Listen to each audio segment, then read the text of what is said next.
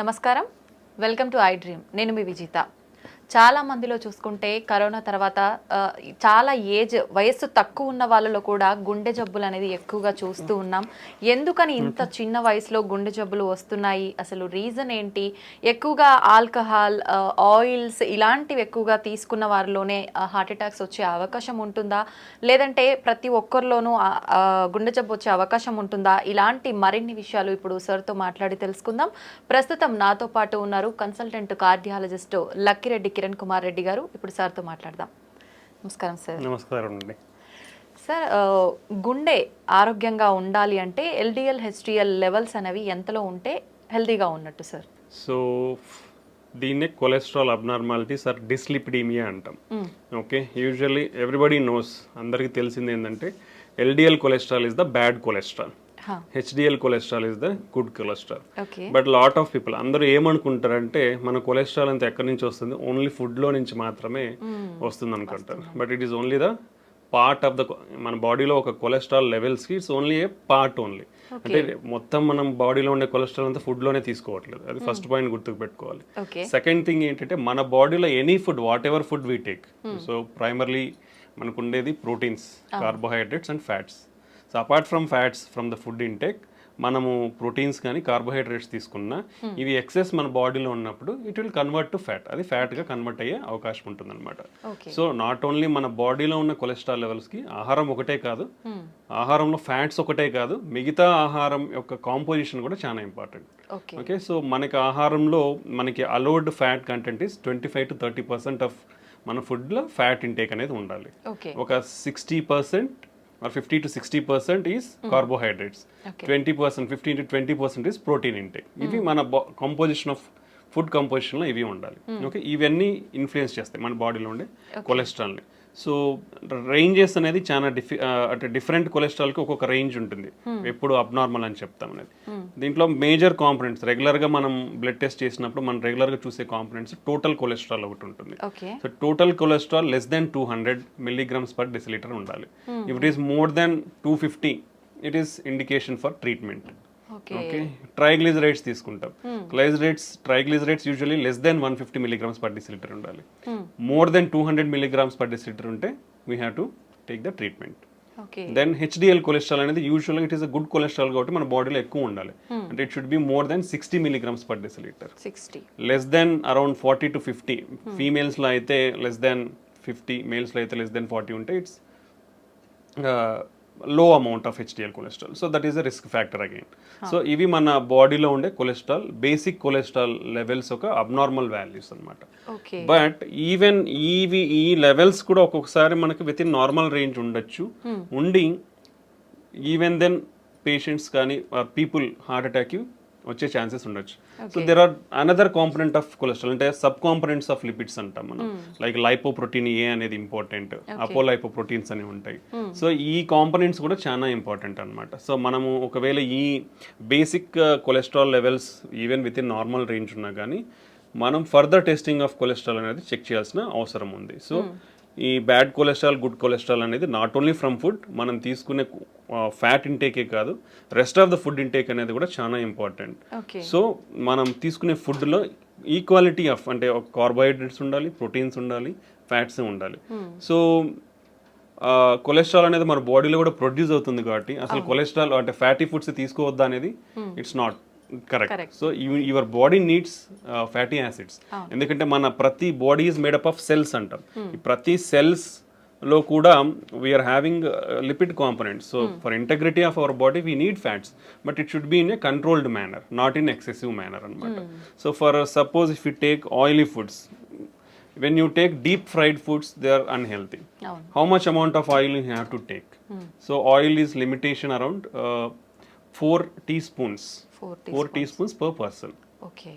So that is the limitation of amount. Daily. So daily intake of this. So you should not take more than that. And second thing is then is what is the reusability of the oil? That is most important. You should not reuse it repeatedly. Fry చేసుకుంటాం, అలానే పెడతాం, మళ్ళీ reuse. So it should not be done. So ఇది ఒకటి. Third thing ఏంటంటే now all the మార్కెట్లో చాలా వరకు పార్షియలీ హైడ్రోజనేటెడ్ రిఫైన్డ్ ఆయిల్స్ అనేవి వస్తుంటాయి. Those are not healthy. So whatever it is cold pressed oils or organic oils ఉంటే those are better. So for fat intake. So these are the cholesterol abnormality levels to consider. Okay, ఎక్కువగా అంటే మనం తీసుకునే foods వల్ల కూడా heart attack వచ్చే chance ఉంటుంది కాబట్టి అటువంటి ఫుడ్స్ ఏంటి సార్ అసలు? బేసికల్లీ బేసికల్లీ ప్రతి ప్రాబ్లమ్కి whatever problem you take now it is it related to lifestyle. What is meant by lifestyle? Two basic components of lifestyle is food and exercise. So in the food, healthy food. So what is healthy food? If you come to heart, what is heart healthy food? So usually ga manaki clinical studies and trials lo prove aina diets patterns anedi konni unnai. One of the important diet pattern is called Mediterranean diet pattern antam. So this is the Mediterranean anedi oka sea surrounding areas lo they follow this diet pattern. Vallalo heart problems ne chala takku unnai. So that is why it is recommended to safeguard your heart. Heart హెల్తీగా పెట్టుకోనికి that is usually the recommended diet. అంటే దీంట్లో ఏముంటాయి?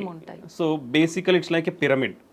ఈ పిరమిడ్ల base అనేది చాలా పెద్దగా ఉంటుందంటే లార్జ్ అమౌంట్ ఆఫ్ క్వాంటిటీ తీసుకోవాలి. Top of the pyramid small ఉంటుంది కాబట్టి అవి లో అమౌంట్ తీసుకోవాలి. So if you come to the base of the pyramid, first thing is exercise is compulsory in this diet pattern. That everybody has to follow. ఎటువంటి exercise చేయాల్సి ఉంటుంది sir? మనకి guide lines ప్రకారం, అమెరికన్ గైడ్ లైన్స్ ప్రకారం 150 minutes of moderate intensity exercise per week. అంటే daily 30 minutes for 5 days. Moderate intensity exercise అంటే కొంచెం walk, brisk walk are mild cycling కానీ మైల్డ్ స్విమ్మింగ్ కానీ ఇలా చేస్తే that amount of exercise for 30 minutes per day is enough. లేదా high intensity exercises అంటాం, that is required only 75 minutes per week. అంటే 20 minutes for 3 days, like 60 to 75 minutes per week. That is enough. So that even with this minimum exercise, you can stay healthy. Like what are the high intensity exercises? Like jogging and running, full length swimming, tennis adam, single person tennis adam. Ivanni kuda high intensity exercises. Along with that, for 3 days a week, a minimum time like 15 to 20 minutes of strengthening exercises. That also will have a positive impact on our heart health అన్నమాట. So these are the exercise recommendations for 1 person to follow. So ఇవి follow అవుతూ then diet. The diet basically contains of whole grains and cereals. అంటే పప్పు దినుసులు అవన్నీ కూడా refined. ఇప్పుడు మనం రైస్ తీసుకోండి, వీట్ తీసుకోండి, whatever the products available in the market, they are all refined. So refined foods అనేది యూ షుడ్ స్టాప్. ఒకరు ఈ రిఫైన్డ్ ఫుడ్స్ అనేది తినడం స్టాప్ చేయాలి. Because these are having high glycemic index.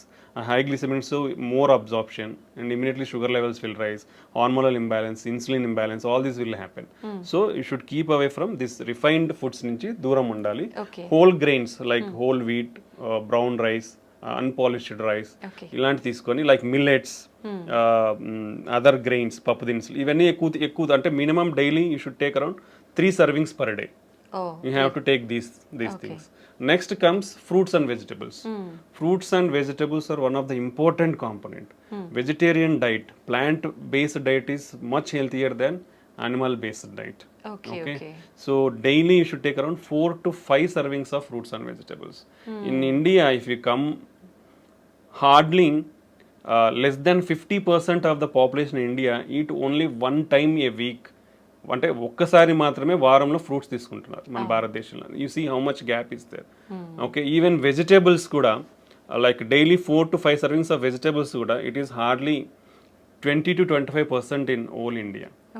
So you see how much gap in the diet, healthy dietary patterns we are following. Okay, this is one of the important. Next thing is oils. Oils limited amount, 1 teaspoon is equal to 5 grams. Okay, you should take around 4 to 5 teaspoons per person. That is the limitation amount. And reusable oils anedi undagudu. So among these oils, extra virgin olive oil is the better thing, and any plant based oil is good. Plant based oils lo kuda we have to go for like cold pressed oils. Better avoid refined oils అనేది avoid చేయాలి. దాంట్లో కూడా mono unsaturated or poly unsaturated fatty acids ఉన్న ఆయిల్స్ని prefer చేయాలి, like sunflower, soybean oil, sesame oil. ఇవి they are good in mono or poly unsaturated fatty acids. Okay, then if you come to poultry or fish, non vegetarian. In non vegetarian usually the preferred is fish. Any oily fish or fish is the preferred non-vegetarian diet. Apart from that, poultry, chicken. Chicken doesn't have any harmful effects on the heart. So you can take a chicken. That also like 2 to 3 servings per week. Not more than that. Okay Okay. Then if you come to dairy products, dairy also 1 or 2 times a day you can take dairy products. Then on the top, which is the minimal amount, like hardly once in a month okay or even less than that, all the processed foods and the red meat. Red meat comes like mutton, lamb, sheep, pork, beef. All this comes under red meat. So it is not advisable to take all these things. And all sugar sweetened beverages like cool drinks, which is the very harmful. బయటికి పోతే చాలు cool drink తాగుతారు, అది అలవాటు అయిపోతుంది అందరికి. So అది avoid చేయాలి. బికాస్ అసలు అంటే హార్డ్లీ మంత్లో వన్స్ అని చెప్తున్నాం, ఇక్కడ అందరు చేసేది అంటే డైలీ 3 times తాగుతారు. You see how much harmfulness we are getting into our body. And all the bakery products, like all are coming from the refined wheat. Like maida nunchi bakery products anni samosalu gaani, pufflu gaani, even if you see cakes, lot of cream is there. So all things are refined products only. You should avoid. Hardly less than a month you should eat. But this is the bad thing. ఆ పైన ఉండేదే మనం అందరం కింద ఎక్కువ తింటున్నాం. So this is the unhealthy thing you should not follow. So this healthy diet follow avadam anedi chaana important. If you follow this healthy diet and regular exercise, we can control lot of risk factors like sugar gaani, BP gaani, stress levels gaani. We can reduce all of the things with healthy diet and exercise. Okay, that is the importance of diet and exercise. Sir చాలా మందిలో వింటుంటాము heart attack అనేది sudden గా వస్తుంది, ఇంతకుముందు ఎప్పుడూ ఉండదు, sudden గా వస్తుంది, ఎటువంటి సిమ్టమ్స్ కూడా లేవు, చాలా యాక్టివ్గా హెల్తీగా ఉన్నారు అని చెప్పి. నిజంగా ప్రతి ఒక్కరిలో కూడా సిమ్టమ్స్ అనేవి కనిపించవంటారా సార్ హార్ట్ అటాక్ వచ్చే ముందు? యూజువల్లీ హార్ట్ అటాక్ అనేది ఎందుకు వస్తుందంటే మన రక్తనాళాలు అంటే గుండె పైన 3 రక్తనాళాలు ఉంటాయి. So left side 2, right side 1. ఇది వైటల్, మన హార్ట్ పంపింగ్ కి మన హార్ట్ కూడా బ్లడ్ సప్లై అవ్వాలి. మన హార్ట్ ఏం చేస్తుంది, మన బాడీకి బ్లడ్ సప్లై చేస్తుంది. బట్ హార్ట్కి కూడా బ్లడ్ సప్లై కావాలంటే ఆ రక్తనాళాల ద్వారా బ్లడ్ అందాలి. ఓకే, సో ఆ రక్తనాళాలలో లోపల అంటే మనం ఇది ట్యూబ్ అనుకుంటే ఈ లోపల ఇన్నర్ లైనింగ్ లో మనకి ప్రాబ్లం అంతా స్టార్ట్ అయ్యింది. ఈ ఇన్నర్ లైనింగ్ లో ఫ్యాట్ అక్యుములేషన్ అనేది depends on various reasons like genetic factors అవ్వచ్చు, మనం ఇప్పుడు డిస్కస్ చేసిన risk factors like BP, sugar, cholesterol, unhealthy life style, lack of physical activity. ఈ అన్నిటి వల్ల ఏమవుతుందంటే యూజువల్లీ ద జనరల్ ప్రాసెస్ కూడా మనకున్న జెనెటిక్స్ ప్రకారం what are the basic physiology మనకు ఒక ప్రాసెస్ అంటే ఒక మనిషి పుట్టిన తర్వాత ఒక ప్రాసెస్ ఏంటంటే కొలెస్ట్రాల్ అక్యుములేషన్ అనేది అంటే కొవ్వు అనేది పేరుకుపోవడం 10 to 20 years నుంచే స్టార్ట్ అయిపోతుందండి అందరిలోనూ, ప్రతి ఒక్కరిలో. Okay, that is common for all. Okay, అది స్టార్ట్ అవుతుంది around from 20 years it will start. అది ఫర్దర్గా ఎలా హార్ట్ అటాక్ దారి తీస్తుంది అనేది it depends on all these risk factors we discussed. Okay, that's the main thing. So దీంట్లో 2 రకాలు అనమాట. ఈ కొవ్వు అనేది నిదానంగా మన లెవెల్స్ని బట్టి పేరుకుపోతూ వస్తుంటుంది. సో 10% ఉండొచ్చు, 20%, 50%, 70%. If it is more than 70% block ఉంటే మనకి గుండెకి అనేది రక్తం అనేది సరిగా అందక మన హార్ట్ అనేది స్ట్రెస్కు గురి అవుతుంది. ఓకే, ఇది ఒక మెథడాలజీ. సో అలా స్ట్రెస్కు గురైనప్పుడు ఏమవుతుంది, ఇప్పుడు నేను నడుచుకుంటూ పోతున్నాను ఫాస్ట్గా, నాకు ఎక్సర్సైజ్ ఉన్నప్పుడు మన బాడీకి స్ట్రెస్ గురైనప్పుడు ఏమవుతుందంటే మనకు పంపింగ్ ఎక్కువ కావాలి. పంపింగ్ ఎక్కువ కావాలంటే హార్ట్కి బ్లడ్ అనేది ఎక్కువ అందాలి. ఎప్పుడైతే ఈ బ్లాక్ ఉంటుందో, లైక్ ఇప్పుడు ఇలా ఉంది, ఒక ట్యూబ్ ఉంది అనుకోండి, వాటర్ ఫ్లో అవుతుంది. ఇప్పుడు కంప్లీట్గా నార్మల్గా ఉన్నప్పుడు ఫాస్ట్గా ఫ్లో అవుతుంది. అదే నువ్వు హాఫ్ బ్లాక్ అయిపోయింది అనుకోండి, స్లో వస్తుంది. లైక్ ద సేమ్ వే మన హార్ట్ గుండె రక్తనాళాల్లో కూడా ఈ బ్లడ్ అనేది ఈ బ్లడ్ వెజల్ అనేది మూసుకుపోయింది అనుకోండి 70%, బ్లడ్ సప్లై అనేది తగ్గిపోతుంది. తగ్గిపోయినప్పుడు హార్ట్ పంపింగ్ అనేది తగ్గుతుంది. అప్పుడు మనకు సిమ్టమ్స్ లైక్ నడిచినప్పుడు కానీ, ఏదైనా పని చేసినప్పుడు కానీ, స్ట్రెస్లో ఉన్నప్పుడు ఆయాసం రావడము, ఛాతీ నొప్పి రావడము, కళ్ళు తిరగడము, వీక్నెస్ లాగా ఉండడము, ఇలా మేనిఫెస్ట్ అవుతుంది కొందరిలో. ఇది అంటే మేజర్ హార్ట్ అటాక్ రాకముందు, సడన్ హార్ట్ అటాక్ రాకముందు ఇలాంటి సిమ్టమ్స్ ఫేస్ అయ్యే ఛాన్స్ ఉంటుంది. బట్ చాలా మంది ఏం చేస్తారంటే ఇవి ఏజ్ తో రిలేటెడ్ అలా వచ్చినాయి అనుకోవడమో, లేదంటే నేను పని చేసినాను కాబట్టి పని చేస్తే ఇలా ఉంటాయి అనుకోవడం అనేది నెగ్లెక్ట్ చేస్తారు. సో ఆ నెగ్లిజెన్స్ వల్ల వీళ్ళు రికగ్నైజ్ చేయకపోవడం వల్ల సడన్ గా హార్ట్ అటాక్ కి గురవుతారు. బట్ ఇది ఒక కాంపోనెంట్ అయితే, ఇప్పుడు మనం 70% అయితే మనకు సిమ్టమ్స్ తెలుస్తాయి. But even sudden heart attacks అనేది ఈ మెకానిజం వేరు. ఈ సడన్ హార్ట్ అటాక్ లో ఏమవుతుందంటే, ఫర్ సపోజ్ 20% బ్లాకే ఉంది మనకి, 20% బ్లడ్ ఫ్లో బాగానే ఉంటుంది. బట్ ఈ అన్కంట్రోల్ షుగర్ కానీ, బీపీ ఎక్కువైనప్పుడు కానీ, లేదా స్ట్రెస్ గురైనప్పుడు కానీ ఇలా ఏమవుతుందంటే ఈ పొర ఉంటుంది, ఏది కొలెస్ట్రాల్ పేరుకుపోయిన దాని మీద పొర, అది సడన్ గా రప్చర్ అయిపోతుంది. ఓకే. బర్స్ట్ అయిపోతుంది. బర్స్ట్ అయినప్పుడు ఈ లోపల ఉండేటివి బ్లడ్లో ఎక్స్పోజ్ అవడం వల్ల మన బ్లడ్లో ఉండే ప్లేట్లెట్స్ కోయాగులేషన్ ఫ్యాక్టర్స్ అంటే బ్లడ్ క్లాటింగ్ ఫ్యాక్టర్స్ అంటాం ప్లేట్లెట్స్, అవి సడన్గా వచ్చేసి అక్కడ అన్ని చేరుకుపోతాయి. చేరుకుపోయినట్టు ఇమీడియట్గా బ్లడ్ వెజల్ అనేది బ్లాక్ అవుతుంది. ఇమీడియట్గా బ్లాక్ అయినప్పుడు సడన్ హార్ట్ అటాక్ వస్తుంది అనమాట. ఇది సడన్ హార్ట్ అటాక్ రానికి ముఖ్య కారణం.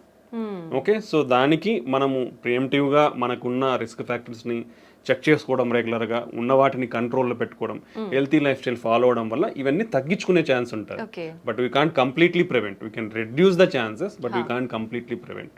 ఓకే, ఇది mechanism of heart attack. So ప్రీవియస్గా ఏ సిమ్టమ్స్ లేని వాళ్ళు కూడా ఈ 20% ప్లాక్స్ అనేది సడన్ గా బర్స్ట్ అయినప్పుడు సడన్ హార్ట్ అటాక్ వచ్చే అవకాశం ఉంటుంది అనమాట. ఓకే, ఇది అక్యూట్ హార్ట్ అటాక్ అంటాం. మనం ఫస్ట్ ప్రీవియస్గా స్లోగా నడిచేటప్పుడు వచ్చేదాన్ని chronic coronary syndromes, chronic heart attack లాగా చెప్పొచ్చు అనమాట. ఇది మనకు హార్ట్ అటాక్ వచ్చే విధానం. ఓకే సార్, ఇందాక మీరు కూడా చెప్పారు చాలా మంది నెగ్లెక్ట్ చేస్తారు ఇలాంటి సిమ్టమ్స్ ఉన్నప్పుడు అని. కొంతమంది అనుకుంటారు గ్యాస్ట్రిక్ ప్రాబ్లం వల్ల కూడా నొప్పి వస్తుంది అని చెప్పి, అది ఇది ఆయాసం నార్మల్గా కొంచెం వెయిట్ ఎక్కువ ఉన్న వాళ్ళకి కానీ, కొంతమంది ఎక్కువ ఎక్సర్సైజ్ చేయని వాళ్ళకి కానీ వస్తూనే ఉంటుంది. దీనికి దానికి డిఫరెన్స్ తెలుసుకునే అవకాశం ఉంటుందా సార్? ఇప్పుడు యూజువల్గా హార్ట్ అటాక్లో వచ్చే పెయిన్ ఏంటంటే మనం ఛాతీ చాలా బరువు ఉంటుంది అనమాట. అంటే ఒక 100 kgs వెయిట్ పెట్టినట్లు ఉంటుంది మన ఛాతీ మీద. ప్రెషర్ ఫీల్ అవుతాం. ఓకే, నొప్పి కాదు, basically it's like discomfort. Heavy బరువు పెట్టేస్తే ఏమవుతుంది, ఊపిరి ఆడకుండా. సో ఆ బరువుతో పాటే మనకి ఈ ఊపిరి ఆడకుండా ఉండే సెన్సేషన్ తెలుస్తుంది అనమాట. So that is typical of heart attack.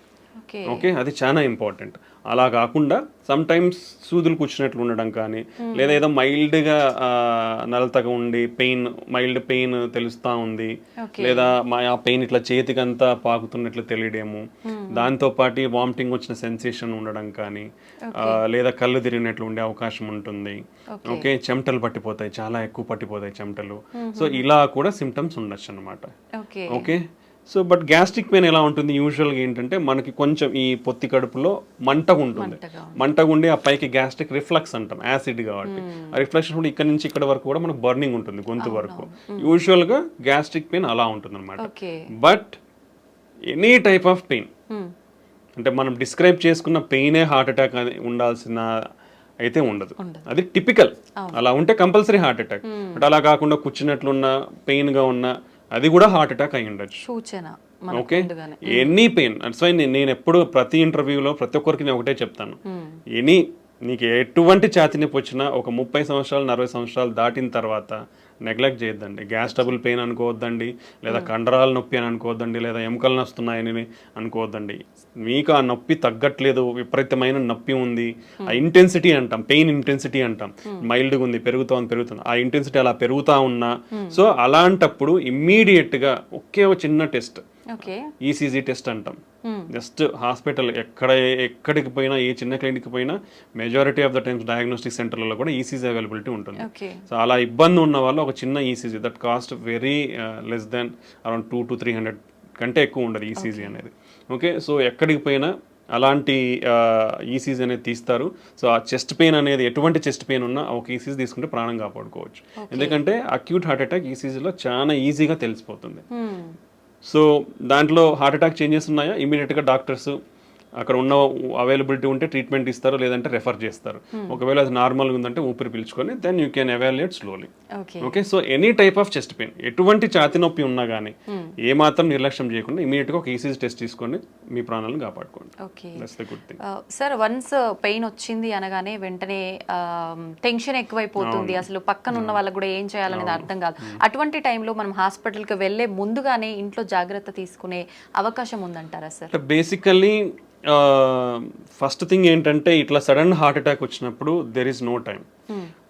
Even with this latest technological advancements మనకు ఇంతకుముందు హార్ట్ అటాక్ ఎలా కనుక్కోవాలో రీచబిలిటీ ఉండేది కాదు, ఏది ఇన్వెస్టిగేషన్స్ కానీ. ఇప్పుడు ఎక్కడికి పోయినా, ఏ చిన్న విలేజ్కి కానీ చిన్న టౌన్కి వెళ్ళినా ఇవి ఫాస్ట్గా వెళ్ళొచ్చు, ఈసీజీ తీయించుకోవచ్చు, డయాగ్నోస్ చేసుకోవచ్చు. ఇంత అడ్వాన్స్మెంట్స్ ఇన్ ట్రాన్స్పోర్టేషన్ ఉన్న, టెక్నాలజీలో ఉన్న, ఈవెన్ ఇప్పటికీ కూడా before reaching the hospital 50% of the people die at home or during the transport to hospital. So that much severity is the heart attack. So it doesn't give time. Basically it doesn't give time. It depends on lot of factors. Heart attack వచ్చిన వాళ్ళు sudden గా చనిపోవచ్చు ఇంట్లో. ఇప్పుడు మనం చాలానే వింటుంటాం నిద్రలోనే చనిపోయినారు. ఇట్ విల్ హ్యావ్ సడన్ గా బ్లాక్ అయినప్పుడు ఏమవుతుందంటే ఈ మన కండరం అనేది ఎలక్ట్రికల్ సిస్టమ్ ఉంటుంది బాడీలో, అది సడన్ గా బ్లడ్ ఫ్లో తగ్గిపోవడం వల్ల ఫిబ్రిలేట్ అవుతుంది అనమాట. ఫిబ్రిలేట్ అంటే హార్ట్ రేట్ అనేది ఫాస్ట్ కొట్టుకుంటుంది. సో అది రికగ్నైజ్ చేసే లోపలనే పేషెంట్ విల్ డై. బికాస్ చాలా మందికి తెలియదు how to recognise it. Okay, that's why immediately when the person ఎవరైతే కొలాప్స్ అయిపోయి పడిపోతారో వాళ్ళకి మనం ఇంటికి సిపిఆర్ అనేది స్టార్ట్ చేయమని చెప్తాం.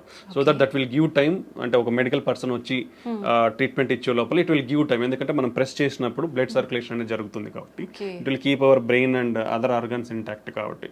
సో ఇప్పటికీ కూడా 50% of the heart attacks can't reach hospital. So కాబట్టి ఇటువంటి వారు ఫస్ట్ ప్రికాషనరీ మెజర్స్ ఏంటంటే స్క్రీనింగ్ ప్రోగ్రామ్స్. ఎందుకంటే మన లైఫ్ స్టైల్ మనల్ని ఈ ఎరాలోకి తోసేసింది. మనం అందరం కూడా వర్స్ట్ లైఫ్ స్టైల్లోనే ఉన్నాం. Everybody is like that. Okay, 30 years దాటితే బీ కేర్ఫుల్, 40 years దాటితే ఇంకా be careful. So annual screening checkups, that is most important. That is if you తీసుకుంటే బీపీ కానీ షుగర్ కానీ 1 in 3 persons are undiagnosed.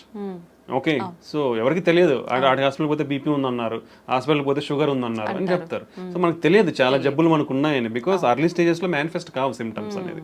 So we have to identify through some investigations. So annual screening programmes అనేది చాలా important. Okay, second thing, BP కానీ sugar కానీ cholesterol abnormalities ఉన్న వాళ్ళు కానీ వీళ్ళందరూ చాలా జాగ్రత్తగా ఇప్పుడు బీపీ ఉన్న వాళ్ళు they have to keep 1 BP monitor in their home. ఇప్పుడు ఎందుకంటే హాస్పిటల్లో చూసే బీపీ వాల్యూస్ కంటే ఇంట్లో ఉన్న బీపీ వాల్యూస్ చాలా యాక్యురేట్ ఉంటుంది. దట్ హోమ్ బీపీ బేస్డ్ ట్రీట్మెంట్సే ఇస్తాం మేము కూడా. ఇఫ్ సంబడి ఎవరన్నా ఇంట్లో బీపీ రెగ్యులర్గా నోట్ చేసుకుంటున్నారంటే ఆఫీస్లో ఒక 20 వరకు ఎక్కువ ఉండొచ్చు because of anxiety are lot of things. Okay, home BP monitoring అనేది చాలా ఇంపార్టెంట్ బీపీ కంట్రోల్లో పెట్టుకోండి. ఓకే, రెగ్యులర్గా బీపీ మిషన్ అనేది పెట్టుకోవాలి. బీపీ షుగర్ ఉన్న వాళ్ళు కూడా అట్లీస్ట్ మంత్లీ చెక్ చేయించుకోవాలి. ఎవ్రీ 3 months HbA1c టెస్ట్ అనేది ఒకటి చేసుకోవాలి. Okay, strict control of BP and diabetes చేసుకోవాలి. కొలెస్ట్రాల్ లెవెల్స్ కూడా స్ట్రిక్ట్ కంట్రోల్లో ఉండాలి. Healthy lifestyle, take healthy food. అవసరమైనంత మాత్రమే తినండి, అనవసరంగా ఏదో ఇప్పుడు ఏంటంటే అవైలబిలిటీ ఈజీ అయిపోయింది. If you see some 30 years back people are dying from malnutrition. Food కానీ ఇవన్నీ అందక చనిపోయేవాళ్ళు. బట్ ఇప్పుడు అంతా బికాస్ మాల్ న్యూట్రిషన్ వల్ల ఫుడ్ వల్ల ఇట్లా అయిపోతున్నారని గవర్నమెంట్స్ అన్ని ఏం చేశారంటే policies easy availability of food చేసేసాయి. లైక్ ఫ్రీ పథకాలు కానీ అంటే చాలా ప్రొవిజన్స్ ఇచ్చేసారు. ఎవరు కూడా ఆకలితో చావకూడదు అనేసి. ఇప్పుడు ఈజీ అవైలబిలిటీ ఆఫ్ ఫుడ్ అయిపోయింది. So you don't have to move out to get food. So easy availability of food అయిపోయిన తర్వాత వచ్చింది కదా ఉంది కదా అని తినేస్తా ఉన్నారు. That will lead to lot of problems. So take your healthy diet, take required proportions only and do regular exercise. So ఇలా ప్రికాషనరీ మెజర్స్ తీసుకుంటే మనము ఈ హార్ట్ అటాక్ సడన్ గా వచ్చే దాని నుంచి ప్రివెంట్ చేసుకోవచ్చు. బట్ బిఫోర్ ఎనీథింగ్ అంటే ఒక హార్ట్ అటాక్ వచ్చే ముందర మనకి మినిమం కొంచెం ఛాతి నొప్పి కానీ ఆయాసంగా ఫీల్ అవ్వడం, ఆ ఆయాసంతో యాంగ్జైటీ, ఎయిర్ హంగర్ అంటాం, మనకి ఏదో గాలి ఆడట్లేదు అనిపిస్తుంది. ఓకే, యాంగ్జైటీ స్టార్ట్ అవుతుంది, చెమటలు పట్టచ్చు, వామిటింగ్ సెన్సేషన్ ఉండొచ్చు, సో చెయ్యి లాగచ్చు. ఇలాంటి మైల్డ్ ప్రికాషనరీ సైన్స్ ఉంటాయి. పర్టికులర్లీ మనం తీసుకుంటే డయాబెటీస్ కానీ ఎల్డర్లీ మోర్ దాన్ 60-65 years వాళ్ళలో కానీ ఫీమేల్స్ కానీ పర్టికులర్లీ ఈ 3 కేటగిరీలో సిమ్టమ్స్ అనేది చాలా తక్కువగా తెలుస్తాయి. ఛాతి నొప్పి వచ్చినా దే కాంట్ రికగ్నైజ్, ఎందుకంటే మైల్డ్గా ఉంటాయి వాళ్ళలో. సో ఆ మైల్డ్ది నెగ్లెక్ట్ చేస్తే more dangers. So particularly females, elderly people more than 60-65 years and diabetes ఉన్న వాళ్ళు ఎంత మైల్డ్ సిమ్టమ్ ఉన్నా ఇమీడియట్గా they should go to hospital and evaluate. దాన్ని సరి చేసుకుంటే మనము అర్లీగా రికగ్నైజ్ చేసుకొని విల్ ప్రివెంట్ ఫర్దర్ కాంప్లికేషన్స్. ఇవి మనకు హార్ట్ అటాక్ ముందు వచ్చే precautionary science. Okay sir, alcohol తీసుకునే వారికి హార్ట్ అటాక్ వచ్చే అవకాశం ఎంత వరకు ఉంటుంది సార్? అది ప్రమాదకరమైంది అంటారా? కంపల్సరీ వస్తుందండి. ప్రీవియస్గా ఏమైందంటే lot of studies I think జెంట్స్లో ఒక డైలీ ఒక 2 drinks కానీ, 2 drinks అంటే బాటిల్స్ కాదు, there is some limit of, అంటే ఒక బీర్ తీసుకుంటే 300 ml, or if you take wine 150 ml, or if you take alcohol like whisky 40% alcohol తీసుకుంటే ఒక 40 ml అట్లా ఉండేటివి. Like 2 drinks per day for men and 1 drink per day for women అనేది. But all the recent guidelines for the past 2 years మనకు వచ్చిన clinical trials and studies, what ever alcohol you take it is risky only. Okay, whatever alcohol, ఎంత amount of alcohol తీసుకున్నారో దానివల్ల మీకు హాని అయితే ఉంది. So better completely avoid alcohol intake. Okay, that's the recent studies shown us. ప్రీవియస్గా ఏదో some health benefits అని అందరూ అనుకుంటా ఉండేవాళ్ళు, but there is nothing like that. Whatever amount of alcohol you take, your మీ హెల్త్ అనేది damage అవుతూ వస్తుంది. Some day it will accumulate and cause major big problems అనమాట. సో ఇలా ఒకటి ఉంటుంది. రెండోది, ఆల్కహాల్ అనేది ఎప్పుడో ఒకసారి కదా తాగేది అనుకొని ఈరోజు వేసేసేయాలి బాటిల్స్ అనుకొని 3 బాటిల్స్ ఇట్లా తీసుకునే వాళ్ళు ఉంటారు కొందరు. ఎప్పుడో ఒకసారి తీసుకుంటున్నాను కదా, అది కూడా రాంగ్. ఎందుకంటే అంత బింజ్ ఆల్కహాల్ డ్రింకింగ్ అంటాం దాన్ని. సో ఆ బింజ్ ఆల్కహాల్ డ్రింకింగ్ ఏమవుతుందంటే హార్ట్ రేట్ అబ్నార్మాలిటీస్ ఉంటాయి. హార్ట్ రేట్ అబ్నార్మాలిటీస్, సడన్గా హార్ట్ రేట్ ఎక్కువైపోయి patient may die. Okay, so binge alcohol drinking avoid completely. Okay, that is second most important. Chronic alcohol intakes, రోజు 2 తీసుకుంటున్నా 3 తీసుకుంటున్నా, నాకేమవుతుంది, నేను బాగున్నా కదా, టెస్ట్లన్నీ చేయించుకున్నా నార్మల్గా ఉన్నాయి, పోయినసారి చేయించుకున్నా ఈసారి చేయించుకున్నాను నార్మల్గా ఉన్నాయి అనుకుంటారు. But some day your heart is going to fail. So alcoholic cardiomyopathy అంటాం. ఒకసారి హార్ట్ ఫెయిల్ అయ్యి ఇర్రివర్సిబుల్ స్టేజ్లోకి వెళ్ళింది అనుకోండి, నథింగ్ విల్ హెల్ప్. ఎన్ని మందులు అన్నా ఏం చేసినా నీకు మళ్ళీ నార్మల్ ఫంక్షన్కి రాదు. వీ హ్యాడ్ సీన్ యంగ్స్టర్స్ ఆ స్టేజ్కి పోవడం కూడా మేము చూసాము. కంప్లీట్గా రోజు తాగే వాళ్ళను చూసి వాళ్ళ irreversible stage of heart failure అంటాం, అక్కడికి వెళ్ళిన వాళ్ళని చూసాము.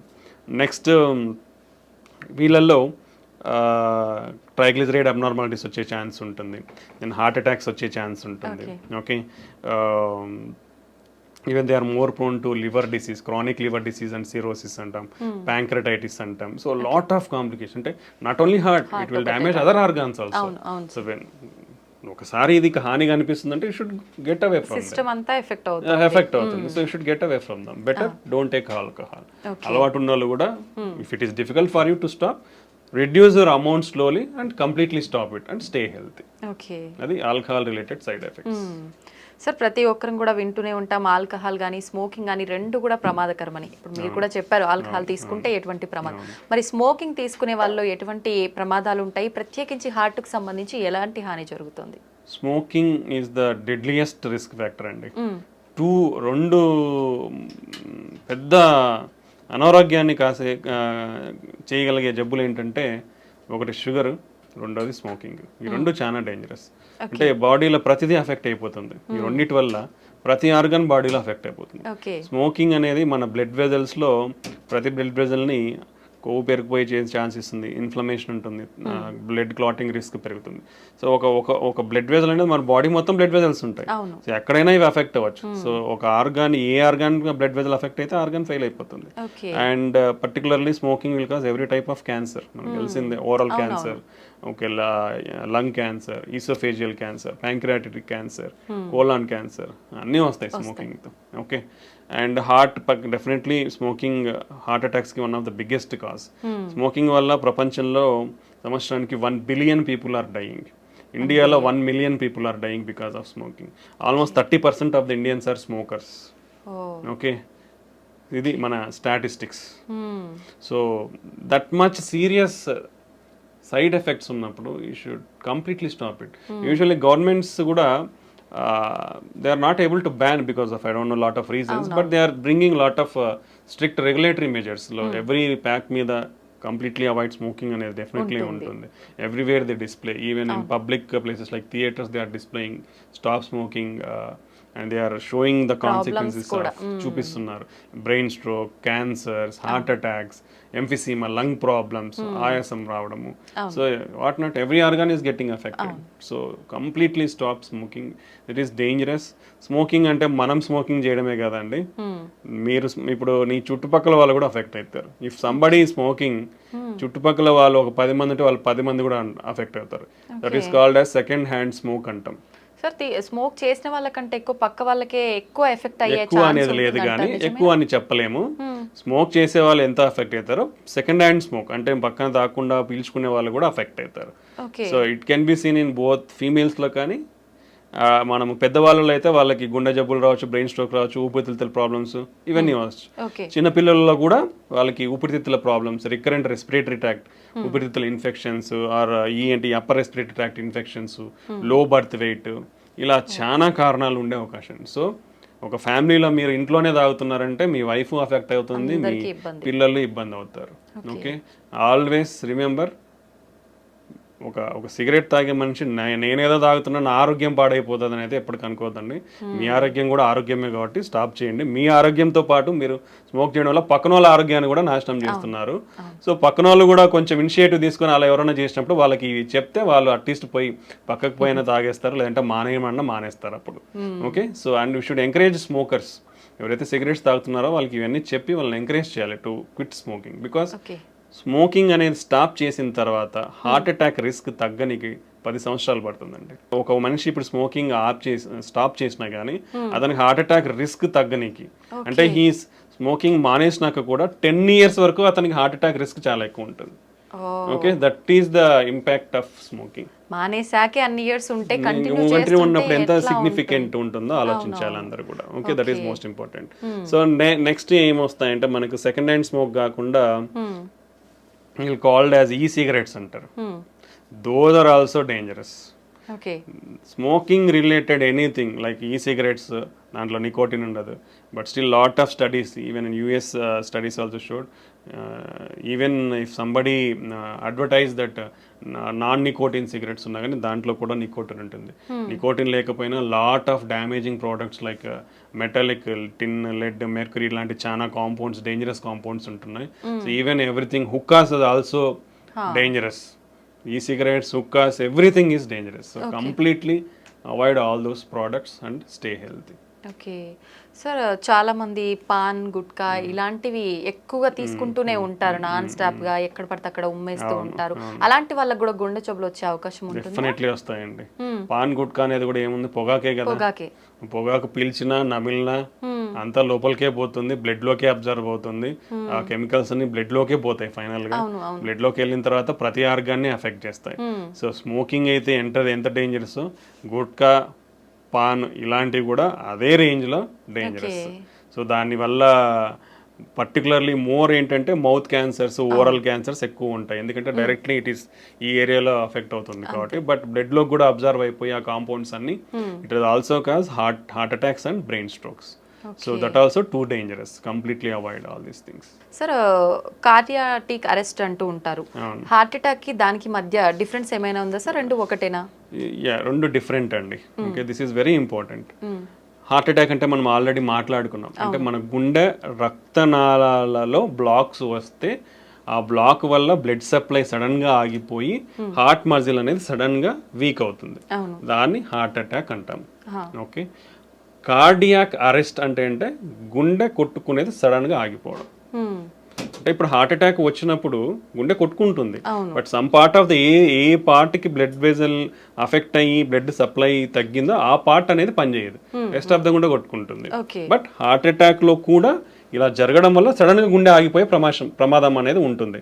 బట్ సడన్ కార్డియాక్ అరెస్ట్ అంటే సడన్ గా there are lot of reasons. Sudden గా గుండె ఆగిపోవడానికి చాలా కారణాలు ఉంటాయి. సడన్ గా గుండె అనేది కొట్టుకోవడం ఆగిపోతుంది. సో దాన్ని సడన్ కార్డియాక్ అరెస్ట్ అంటాం. So one of the reasons heart attack ఒకటి కారణము. దెన్ ఎలక్ట్రికల్ అబ్నార్మాలిటీస్ అంటాం, అరిథ్మియాస్ అంటాం, హై హార్ట్ రేట్ అబ్నార్మాలిటీస్. అలా హై హార్ట్ రేట్ ఉన్నప్పుడు గుండె, ఇప్పుడు నార్మల్గా మన గుండె 60 నుంచి 90 వరకు ఇలా కొట్టుకుంటుంది. ఓకే, ఇప్పుడు సడన్గా 200-250 నిమిషాన్ని కొట్టుకుంది అనుకోండి, మీకు కదులుతున్నట్టు తెలుస్తుందా? జస్ట్ ఫింగర్స్ మూమెంట్స్ తెలుస్తున్నాయి, బట్ ఇలా కొట్టుకుంటేనే కదా బ్లడ్ అంది. ఇలా కొట్టుకున్నప్పుడు ఏమవుతుంది, బ్లడ్ అందదు. So it looks like heart has been stopped. So cardiac arrest. Okay, then infections, cardiomyopathies అంటాం. సో జెనెటిక్ ఉంటాయి చాలా కూడా కొన్ని. Okay, like hypertrophic cardiomyopathy, arrhythmic cardiomyopathies ఉంటాయి. కొన్ని ఛానలోపతీస్ అంటాం, అంటే మన బేసిక్ మాలిక్యులర్ లెవెల్లో కొన్ని ఛానల్స్ ఉంటాయి మన ఫంక్షన్స్ కానీ. So long QT syndrome, short QT syndrome, Brugada syndrome, ఇట్లా లాట్ ఆఫ్ థింగ్స్ ఉంటాయి అన్నమాట. Even like drug abuse will cause sudden heart attacks, sudden cardiac arrest, excessive alcohol cause sudden cardiac arrest. So ఇలా చాలా కారణాలు ఉంటాయి sudden cardiac arrest కావడానికి. So heart attack అనేది blood supply తగ్గిపోవడం వల్ల వచ్చేదాన్ని హార్ట్ అటాక్ అంటాం. కార్డియాక్ అరెస్ట్ అనేది సడన్ గా గుండె ఆగిపోతుంది అంతే. ఆ గుండె ఆగిపోయినప్పుడు ఎవరైనా చేయగలిగేదంటే సిపిఆర్ చేయాలి. అది ప్రతి ఒక్కరూ నేర్చుకోవాలి. ఎందుకంటే సంబడి మీకు ఆ సిపిఆర్ అనేది తెలిస్తే అట్లీస్ట్ మీరు మనం అంటే throughout your lifespan you can save one life. అది కంపల్సరీ ఎవ్రీబడి అంటే చదువులేని వాళ్ళు కూడా నేర్చుకోవచ్చు. అది it's not a big science కానీ నాలెడ్జ్ కానీ ఏం లేదు. అదేంటి just need a simple training. Everybody ఆ ట్రైనింగ్ ని కూడా తీసుకోవచ్చు. Lot of online programmes, hospitals are offering CPR programmes.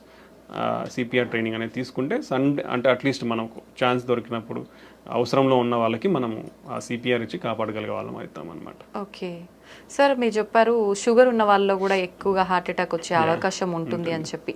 కొంతమందిలో షుగర్ ఉంటుంది బట్ కంట్రోల్లోనే టాబ్లెట్స్ వాడుతుంటారు, దాని తగ్గ డైట్ కంట్రోల్లో ఉంటుంది. అలాంటి వాళ్ళలో కూడా హార్ట్ అటాక్ వచ్చే ఛాన్స్ ఉంటుందా?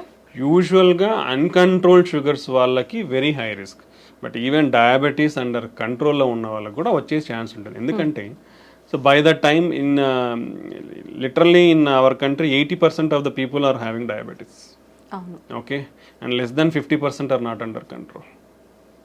సో అన్కంట్రోల్ షుగర్స్ అనేది చాలా ఎక్కువ. ఓకే, అండ్ షుగర్ ఉన్న వాళ్ళలో షుగర్ ప్రాబ్లమ్ ఒకటే ఉండదండి. బీపీ ఉంటుంది, కొలెస్ట్రాల్ అబ్నార్మాలిటీస్ ఉంటుంది, కిడ్నీ ప్రాబ్లమ్స్ ఉండే ఛాన్స్ ఉంటుంది. సో మల్టిపుల్ ప్రాబ్లమ్స్ ఉంటాయి. ఇలా మల్టిపుల్ ప్రాబ్లమ్స్ ఉన్నప్పుడు one of the factor will affect. So even when your blood sugar is there, still chances of getting.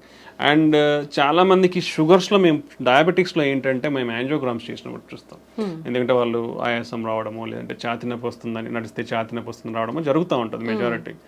So వాళ్ళలో యూజువల్గా there are different specific type of blocks ఉంటాయి. అంటే పైనుంచి కింది వరకు బ్లడ్ వెజల్స్ అన్ని సన్నగా అయిపోతాయి.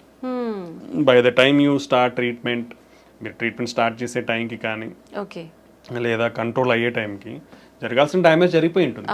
ఇప్పుడు మీరు కంట్రోల్ అవ్వకముందు షుగర్ కంట్రోల్ అయ్యే లోపలనే మీకు 60% 70% బ్లాక్స్ ఉన్నాయనుకోండి, చిన్న ఈవెంట్ చాలు ఫ్యూచర్లో. అంటే షుగర్ కంట్రోల్లో ఉన్న, బీపీ పెరిగినా లేదంటే స్ట్రెస్లో ఉన్నా లేదంటే ఒక ఇన్ఫెక్షన్ వచ్చినా, హార్ట్ రేట్ పెరిగిపోయినా, ఇట్లా ఏదో ఒక ఫ్యాక్టర్ వచ్చినా హార్ట్ అటాక్ కానీ వచ్చే అవకాశం ఉంటుంది అనమాట. సో షుగర్ కంట్రోల్ తో పాటు healthy life style and other risk factors ఏమన్నా ఉంటే అవి కంట్రోల్లో పెట్టుకుంటే తక్కువ ఛాన్స్ ఉంటుంది. అంటే అందరికీ అలానే ఉంటుందని చెప్పలేం. షుగర్ ఉన్న వాళ్ళల్లో నార్మల్ వెజల్స్ కూడా ఉండే ఛాన్స్ ఉంటుంది. అంటే స్ట్రిక్ట్ కంట్రోల్ అంటే ఇనిషియల్గానే ఫస్ట్ నుంచి స్ట్రిక్ట్ కంట్రోల్ ఉండాలి. అంటే కొన్ని ఇయర్స్ అంతా కంట్రోల్లో లేకుండా ఫైనల్గా కంట్రోల్ అయింది కదా అనుకుంటే ముందంతా డ్యామేజ్ జరిగిపోయి ఉంటుంది. వెన్నెవర్ మీకు షుగర్ ఉందని తెలిసినప్పటి నుంచి మీరు స్ట్రిక్ట్ కంట్రోల్లో పెట్టుకోవాలి. ఇప్పుడు కంట్రోల్ అయింది, చాలా మంది ఒక క్వశ్చన్ కూడా అడుగుతుంటారు, సార్ షుగర్ టాబ్లెట్స్ వాడుతున్నాం కంట్రోల్ అయింది కదా, టాబ్లెట్స్ తగ్గిస్తారా అని. మీరు టాబ్లెట్స్ తీసుకుంటున్నారు కాబట్టి కంట్రోల్లో ఉంది. ఓకే, ఇప్పుడు టాబ్లెట్స్ తీసేస్తే ఏమవుతుంది, మళ్ళీ పెరిగే అవకాశం ఉంటుంది. సో మీకు టాబ్లెట్లు తీసేయాలి అది తగ్గించాలన్నప్పుడు ఏంటంటే strict diet patterns, strict regular exercise ఇవన్నీ ఫాలో అయినప్పుడు డెఫినెట్లీ మీకు ఆ నీడ్ లేదు, ఇన్ని మెడికేషన్స్ వాడాల్సిన నీడ్ లేదంటే definitely we can reduce the drugs. But ఈ స్ట్రిక్ట్ లైఫ్ స్టైల్ లేకుండా మనము షుగర్ టాబ్లెట్స్ తగ్గించాలంటే మళ్ళీ షుగర్ లెవెల్స్ అనేది స్పైక్ అవుతుంది, అది మళ్ళీ మోర్ డ్యామేజ్ అనేది కాస్ట్ చేస్తుంది. ఓకే, సో మోస్ట్లీ డయాబెటీస్ అనేవాళ్ళు compare to non diabetes sugar లేని వాళ్ళతో పోలిస్తే కంట్రోల్ ఉన్న అన్కంట్రోల్డ్ ఉన్నా కానీ హై రిస్క్లోనే ఉంటారు ఎప్పటికి కూడా. ఓకే, బీపీ థైరాయిడ్ ఉన్న వాళ్ళలో కూడా ఇలాంటి అవకాశాలు ఎక్కువగా ఉంటాయా సార్? ఉంటాయండి. BP 1 in 3 persons BP or under diagnosed. ఇప్పుడు మనం 5 మంది ఉన్నాం, ఇక్కడ ఎవరికొకరికి ఉండొచ్చు బీపీ. అంటే ముగ్గురులో ఒకరికి బీపీ తెలియదు, ఉందని తెలియదు. బై ద టైం తెలిసే లోపల బ్రెయిన్ స్ట్రోక్స్ రావచ్చు, హార్ట్ స్ట్రోక్స్ రావచ్చు, కిడ్నీ ఫెయిల్యూర్ అవ్వచ్చు. సో ఇవి అన్ని ఆర్గాన్స్ని ఎఫెక్ట్ చేస్తాయి. బీపీ షుగర్ అనేటివి ఒక గుండెనే కాదు మిగతా ఆర్గాన్స్ కూడా ఎఫెక్ట్ అవుతాయి. చాలా మంది కిడ్నీ పేషెంట్స్ సడన్గా హై బీపీ అంటే ఎవరు చెక్ చేయించుకోరు కదా రెగ్యులర్గా. దట్స్ వై రెగ్యులర్ చెకప్ అనేది చాలా ఇంపార్టెంట్ అండి. ఒకసారి ఇప్పుడు గవర్నమెంట్ హాస్పిటల్స్ ఉన్నాయి, లేదంటే క్లినిక్స్ ఉన్నాయి, చాలానే ఇప్పుడు అవైలబిలిటీ వచ్చేసింది. లేదంటే ఇంట్లో బీపీ మానిటర్ పెట్టుకొని ఆటోమేటిక్ ఇంకోరు వచ్చి చూడాల్సిన అవసరం లేదు. ఇప్పుడు ఇంట్లో కనెక్ట్ చేసుకొని చూసుకున్నా మనకు బీపీ ఉందా లేదా తెలిసిపోతుంది. సో అప్పుడప్పుడు అనేది ఈ బీపీ మెజర్మెంట్, షుగర్ టెస్టింగ్ అనేది కంపల్సరీ చేయించుకుంటూ ఉండాలంటే ఇవన్నీ ఎక్కువైపోతున్నాయి because of our lifestyle. So ఇవి చెక్ చేసుకోవడం వల్ల మనం జాగ్రత్త పడి మన ఆరోగ్యాన్ని కాపాడుకున్న వాళ్ళం అవుతాం అన్నమాట. సో బీపీ ఉన్న వాళ్ళు కూడా మోస్ట్లీ హార్ట్ అటాక్స్ కానీ బ్రెయిన్ స్ట్రోక్స్, కిడ్నీ ఫెయిల్యూర్స్ అనేది చాలా ఎక్కువ రేట్స్ అనేది ఉంటుంది. ఒకరిలో ముగ్గురు బీపీ ఉందనేది అండర్ డయాగ్నోస్డ్ ఉంది. ఆల్మోస్ట్ ఏవైతే హార్ట్ అటాక్స్ వస్తున్నాయో, బ్రెయిన్ స్ట్రోక్స్ వస్తున్నాయో వీళ్ళల్లో 55% మందికి బీపీ ఉంటుంది. Okay, and BP almost 12% deaths cause చేస్తుంది. Okay, that much significant. BP వల్ల ఈవెన్ మన మెయిన్ బ్లడ్ వెజల్ అయోటా ఉంటుంది, అది కూడా లైక్ రప్చర్ అయ్యే డిసెక్షన్స్ అయ్యే అన్కంట్రోల్డ్ ఉంటే మన బ్రెయిన్లో హెమరేజ్ అయ్యే ఛాన్స్ ఉండొచ్చు. ఇలా lot of complications. Okay. So BP అనేది మనం ఇంట్లోనే చెక్ చేసుకోవచ్చు because of availability of technology now days. ఇప్పుడు అంతా స్మార్ట్ వాచ్లలో కూడా బీపీ వస్తున్నాయి తొందరలో, ఇంతవరకు రాలేదు but future generation all watches are coming with everything, heart rate monitor, blood pressure, oxygen saturation. You can use the technology and stay healthy. Availability ఉన్నప్పుడు we have to use the technology and stay healthy. So BP కూడా ఇలాంటివి definitely lot of problems అనేది cause చేస్తుంది. చాలా మందిలో high బీపీసే కాకుండా లో BPs కూడా ఉంటూ ఉంటాయి కదా సార్, వాళ్ళలో కూడా అవకాశం ఉంటుందా? అంటే లో బీపీ ఇస్ డిఫరెంట్ ఎంటిటీ అండి. ఓకే, హై బీపీ అంటే యూజువల్గా నార్మల్ ఈజ్ 120/80 అంటాం, అంటే పైన సిస్టోలిక్ కింద డయాస్టోలిక్. మోర్ దెన్ 130/85 ఈజ్ అబ్ normal. More than 140/90 is called stage 2. Okay, stage 3 అంటే మోర్ దెన్ 180/120. సో ఇవి మన staging of BP levels. Okay, so border line అంటే నార్మల్ లో లెవెల్ ఆఫ్ నార్మల్ బీపీ అంటే 90/60. సో పైన 90 ఉండడం, కింద if it is less than that, less than 90/60 ఉంటేనే మనం లో బీపీ అంటాం. బట్ ఈ బార్డర్ లైన్ బీపీ అనేది కొందరిలో ఉండొచ్చు. యూజువల్లీ ఫీమేల్స్ సన్నగా ఉన్న వాళ్ళల్లో, వెయిట్ తక్కువ ఉన్న వాళ్ళలో ఇలా బీపీ అనేది లోవర్ లెవెల్స్ ఉండొచ్చు. ప్రెగ్నెంట్స్లో కూడా కొంచెం బీపీ అనేది లో లెవెల్లో ఉండొచ్చు. సో కొందరిలో ఇది నార్మల్ వేరియంట్, అంటే it's not low BP is not borderline BPs are normal variant. Low BP అనేది డిఫరెంట్ కాజెస్, లైక్ ఇప్పుడు ఏదైనా హార్ట్ అటాక్, హార్ట్ వీక్ ఉండడం కానీ, హార్ట్ ఫెయిల్యూర్ ఉండి హార్ట్ వీక్ ఉండడం కానీ, లేదా ఇప్పుడు వామిటింగ్స్, డయేరియల్ అయిపోయినప్పుడు, ఫ్లూయిడ్ లాస్, బ్లడ్ మన బాడీ నుంచి ఫ్లూయిడ్ లాస్, డిహైడ్రేషన్ ఉన్నప్పుడు బీపీ అనేది తగ్గుతుంది. ఓకే, దెన్ ఇన్ఫెక్షన్స్ ఉన్నప్పుడు తగ్గే అవకాశం ఉంటుంది. సో ఇలా చాలా కారణాలు ఉంటాయి లో బీపీ అనేది. సో అది మనం చూసుకోవాలి దేనివల్ల. ఒకవేళ నిజంగానే లో బీపీ ఉందంటే ఏమైనా ప్రాబ్లం ఉందనేది చెక్ చేసుకోవాల్సి ఉంటుంది. బట్ యూజువల్గా అయితే లో బీపీ అనేది ఉండదు. Okay, until unless some problem is there, low BP అనేది ఉండదు. ఓకే సార్, హార్ట్ పెయిన్ వచ్చింది అనగానే వెంటనే ఏదైనా ట్యాబ్లెట్ వేసుకుంటే కనుక ఇది మనం కొంతలో కొంత తగ్గించుకోవచ్చు హాస్పిటల్కి వెళ్ళే లోపే అనే ఏదైనా ట్యాబ్లెట్ ఉందా సార్? అంటే అది అందరూ తీసుకోలేమండి బేసికల్లీ. ఇప్పుడు ఎవరికి వస్తుంది ఎవరు తెలియదు కదా. ఇప్పుడు మనం రోజు ఎన్ని టాబ్లెట్స్ పెట్టుకొని తిరుగుతామండి, ఎవరు తిరగలేం కదా. సో అదే దానికంటే ఏంటంటే ఇలా ఒక టాబ్లెట్ అనేది కాకుండా, అంటే ఇప్పుడు టాబ్లెట్స్ అనేది ప్రిస్క్రిప్షన్ ఉంటే కూడా ఎవరు ఇవ్వరండి. ఓకే, సో ఆల్రెడీ ఇప్పుడు పేషెంట్స్ లైక్ షుగర్ కానీ, బీపీ ఉంది, బీపీ వాళ్ళు, కొలెస్ట్రాల్ ఉన్న వాళ్ళు, ఆల్రెడీ హార్ట్ అటాక్ వచ్చిన వాళ్ళు, బ్రెయిన్ స్ట్రోక్ వచ్చిన వాళ్ళు, లేదా స్టంట్లు కానీ బైపాస్ చేయించుకున్న వాళ్ళల్లో రికరెంట్గా వచ్చే ఛాన్స్ ఉంటుంది. అలాంటి వాళ్ళకి ఆల్రెడీ బ్లడ్ థిన్నర్స్ ఉంటాయి. వాళ్ళల్లో మనం ఒకవేళ అలాంటి సిమ్టమ్స్ ఉన్నప్పుడు ఆ బ్లడ్ థిన్నర్స్ని మనం ఇచ్చిన డోస్ లైక్ ఆ టాబ్లెట్స్ని ఒక 2 టాబ్లెట్స్ కానీ అలా తీసుకుంటే వాళ్ళకి ఇన్స్ట్రక్షన్స్ ఉంటాయని, మన ఇన్స్ట్రక్షన్స్ ప్రకారం తీసుకుని ఉంటే ఆ సైన్స్ ఉన్నప్పుడు వాళ్ళు తీసుకున్నప్పుడు ప్రివెంట్ చేసి, అంటే రికరెంట్ అటాక్స్ ప్రివెంట్ చేసేదానికి ఉపయోగపడుతుంది. అంటే ఆల్రెడీ అఫెక్ట్ అయిన వాళ్ళకి, ఎందుకంటే వాళ్ళ దగ్గర ఆల్రెడీ రెడీలీ అవైలబుల్ ఉంటాయి. అలా మిగతా వాళ్ళ దగ్గర రెడీలీ అవైలబుల్ ఉండవు కదా. అవైలబుల్ ఉన్న వాళ్ళు ఏంటంటే ఫస్ట్ నిర్ధారణ చేసుకోవాలి. పెయిన్ ఎందుకు వస్తుందో తెలియనప్పుడు నువ్వు టాబ్లెట్స్ మింగేస్తాను సార్ అంటే ఎట్లా, కష్టం కదా. సో దానికి ఇమీడియట్గా ఎనీ చెస్ట్ పెయిన్ నెగ్లిజెన్స్ లేకుండా ఒక చిన్న ఈసీజీ దించుకోండి. ఈసీజీలో ఉంటే మీకు డాక్టర్ ఇస్తారు టాబ్లెట్స్, లేదంటే అవసరం లేదు. ఓకే, సో అలా ప్రతి ఒక్కరూ టాబ్లెట్స్ అనేది మింగడానికి కరెక్ట్ కాదు. యూజువల్గా ఏంటంటే మనకి ఇలా రిస్క్ ఫ్యాక్టర్స్ ఉన్న వాళ్ళల్లో we'll having scoring systems. Okay, వాళ్ళ రిస్క్ని ఎవాల్యుయేట్ చేసే స్కోరింగ్ సిస్టమ్స్ ఉంటాయి మనకి. So like intermediate to high risk అంటాం. అలా ఉన్న వాళ్ళకి వీ కెన్ డాక్టర్స్ వీళ్ళు ప్రిస్క్రైబ్, అంటే హార్ట్ అటాక్ రాకుండా బ్లడ్ థిన్నర్స్ అనేది ఇస్తామన్నమాట. సో అలాంటి వాళ్ళ దగ్గర ఉన్నప్పుడు వాళ్ళు తీసుకోవచ్చు, నాట్ ఎవ్రీబడి. సార్, ప్రత్యేకంగా లేడీస్ విషయానికి వస్తే హార్ట్ అటాక్ రావడానికి ఇవి రీజన్స్ అని చెప్పొచ్చే రీజన్స్ ఏమైనా ఉన్నాయా? అంటే usually ladies are under represented అండి. లాట్ ఆఫ్ క్లినికల్ ట్రయల్స్లో చూసుకుంటే ఎక్కువ మంది జెంట్స్లోనే ఎవాల్యుయేట్ చేసినారు, ఫీమేల్స్ని evaluate. So there is lot of discrepancy in the data also. అంటే వీళ్ళని ఎక్కువ రిప్రజెంట్ చేసినారు కాబట్టి వీళ్ళని ఎక్కువ, వీళ్ళని రిప్రజెంట్ చేయలేదు కాబట్టి తక్కువ అన్నట్లు ఉంటుంది. బట్ ఫీమేల్స్కి మేల్స్ ఆల్ ఈక్వల్లీ ఇద్దరు కూడా హార్ట్ అటాక్ రావడానికి సమానమైన ఛాన్సెసే ఉంటాయి. సో వీళ్ళ అంటే బీపీ, షుగర్, కొలెస్ట్రాల్ ఇవన్నీ కూడా యాజ్ జెంట్స్ ఫీమేల్స్ సేమ్ రిస్కే ఉంటుంది. బట్ ఫీమేల్స్లో తీసుకుంటే like they are more prone to some special category. అంటే మన వెజల్స్ అనేది మెయిన్ వెజల్స్ అంటే మ్యాక్రో వెజల్ అంటాం, కింద దాని చివర్లో వచ్చేది మైక్రో వెజల్. ఈ మైక్రో వాస్కులేచర్ అబ్స్ట్రక్షన్స్ కొంచెం ఫీమేల్స్లో ఎక్కువ ఉంటుంది. That is the first point. రెండోది females are more sensitive, like it called vasospasm అంటే వెజల్ ఉండేది సడన్ గా ముడుచుకుపోతుంది. ఇలా స్పాజమ్ కి females are more prone, emotionally also. ఇది కాల్డ్ ఎమోషనల్ హార్ట్ సిండ్రోమ్ కూడా ఉంటుంది మనకి, సాకోసోబో సిండ్రోమ్ అంటాం. అంటే సడన్ ఎమోషనల్లీ అయినారనుకోండి సడన్ గా హార్ట్ అటాక్ లాగా ప్రజెంట్ అయ్యే ఛాన్స్ ఉంటుంది. అది more in females. And sometimes spontaneous coronary artery dissection అంటాం. అంటే మన బ్లడ్ వెజల్ సడన్ గా ఇట్లా కోత రావడం అనమాట. అలా కోత వచ్చినప్పుడు బ్లడ్ ఫ్లో తగ్గిపోతుంది, హార్ట్ అటాక్ లాగా ప్రజెంట్ అయ్యే ఛాన్స్ ఉంటుంది. సో అలా ఫీమేల్స్ లో కొంచెం ఎక్కువ వచ్చే అవకాశం ఉంటుంది. And then like post menopause hormonal disturbances వల్ల కూడా కొంచెం హార్మోనల్ చేంజెస్ అన్ని జరిగి కొంచెం హార్ట్ అటాక్స్ ఎక్కువ వచ్చే అవకాశం ఉండొచ్చు. And second thing under representation. నేను అదే చెప్పాను కదా, అంటే they are neglected a bit usually in the society. Previously, right now everything is changing, is going in a equality. ప్రీవియస్గా అంటే ఫ్యామిలీలో అయినా ఎవరైనా తీసుకుంటే ఫీమేల్స్లో ఒకవేళ ఏదైనా సిమ్టమ్స్ చెప్తే లైట్గా తీసుకునేవాళ్ళు. అలా ఆ నెగ్లిజెన్స్ అనేది ఉండకూడదు ఇప్పుడు వాళ్ళు, ఎందుకంటే they are also equally affected by health. So వాళ్ళలో ఆ నెగ్లిజెన్స్ చూపించకుండా వాళ్ళకు కూడా ఇమీడియట్ ట్రీట్మెంట్ తీసుకుంటే you can give better care to our family members ఫీమేల్స్కి. ఓకే, ఇదొకటి. దెన్ ప్రెగ్నెన్సీలో that is most important now days. Pregnancy ఉన్నప్పుడు you should take care of your health very properly. మీకు బీపీ కానీ షుగర్ కానీ ఇలా complications ఏమున్నా కానీ these are all carrying forward.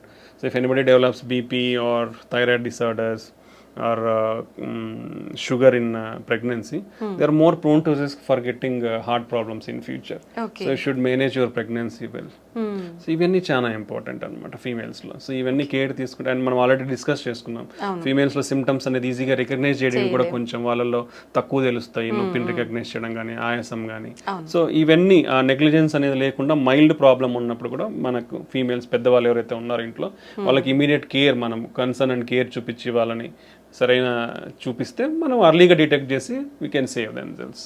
So ఇవి మనకు మేల్స్కి ఫీమేల్స్కి మధ్య ఉన్న తేడాలు. Okay sir, once heart attack వచ్చిన వాళ్ళకి ఆఫ్టర్ ట్రీట్మెంట్ హెల్దీగా ఉన్నా మళ్ళీ మళ్ళీ వచ్చే అవకాశం ఎక్కువగా ఉంటుందంటారా? ఉండొచ్చండి. Once any problem like heart attack or brain stroke ఒకసారి వచ్చిన తర్వాత రికరెంట్ ఛాన్సెస్ డెఫినెట్లీ హై ఉంటాయి.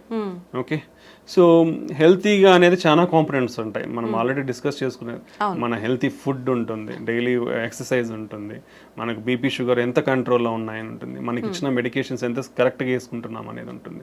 So all these factors affect.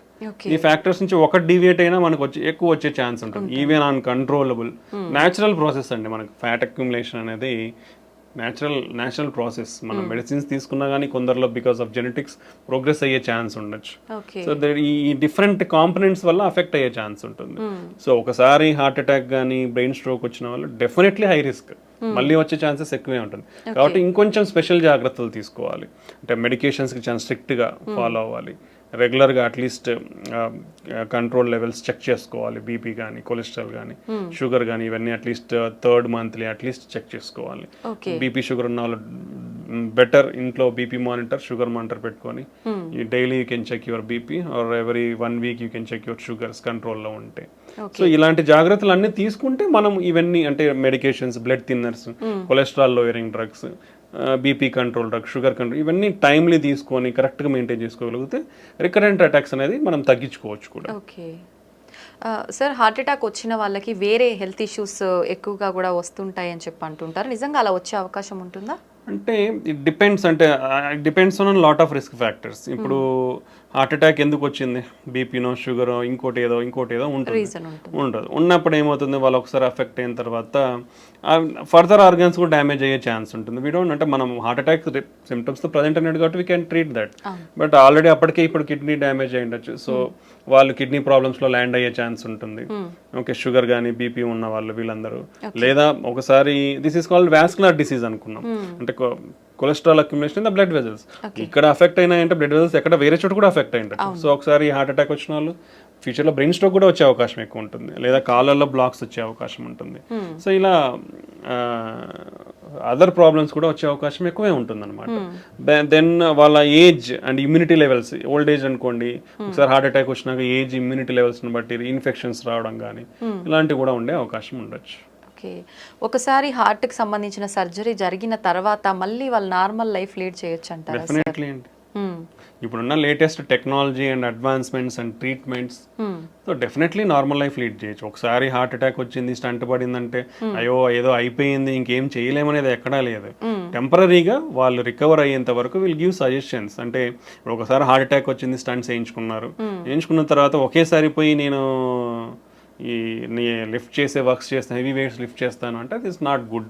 Slow, that is called progressive rehabilitation. అంటే నిదానంగా ఇప్పుడు నేను వెళ్ళాను, బాగుంది, so I will just walk in the home for 1 week. ఇంట్లో కూడా అక్కడక్కడ తిరిగేది, ఇల్లు మొత్తం తిరుగుతాను. Second week I will go out for walking, 1 kilometre 2 kilometres walking వెళ్ళేస్తాను. నేను బాగున్నాను. నెక్స్ట్ థర్డ్ వీక్ నుంచి you can go for 3-4 kilometres. After 1 month you can do routine activities if everything. So this call graded rehability. అంటే మన body కూడా మళ్ళీ acclimatise అవుతుంది ఆ వర్క్ అనేది.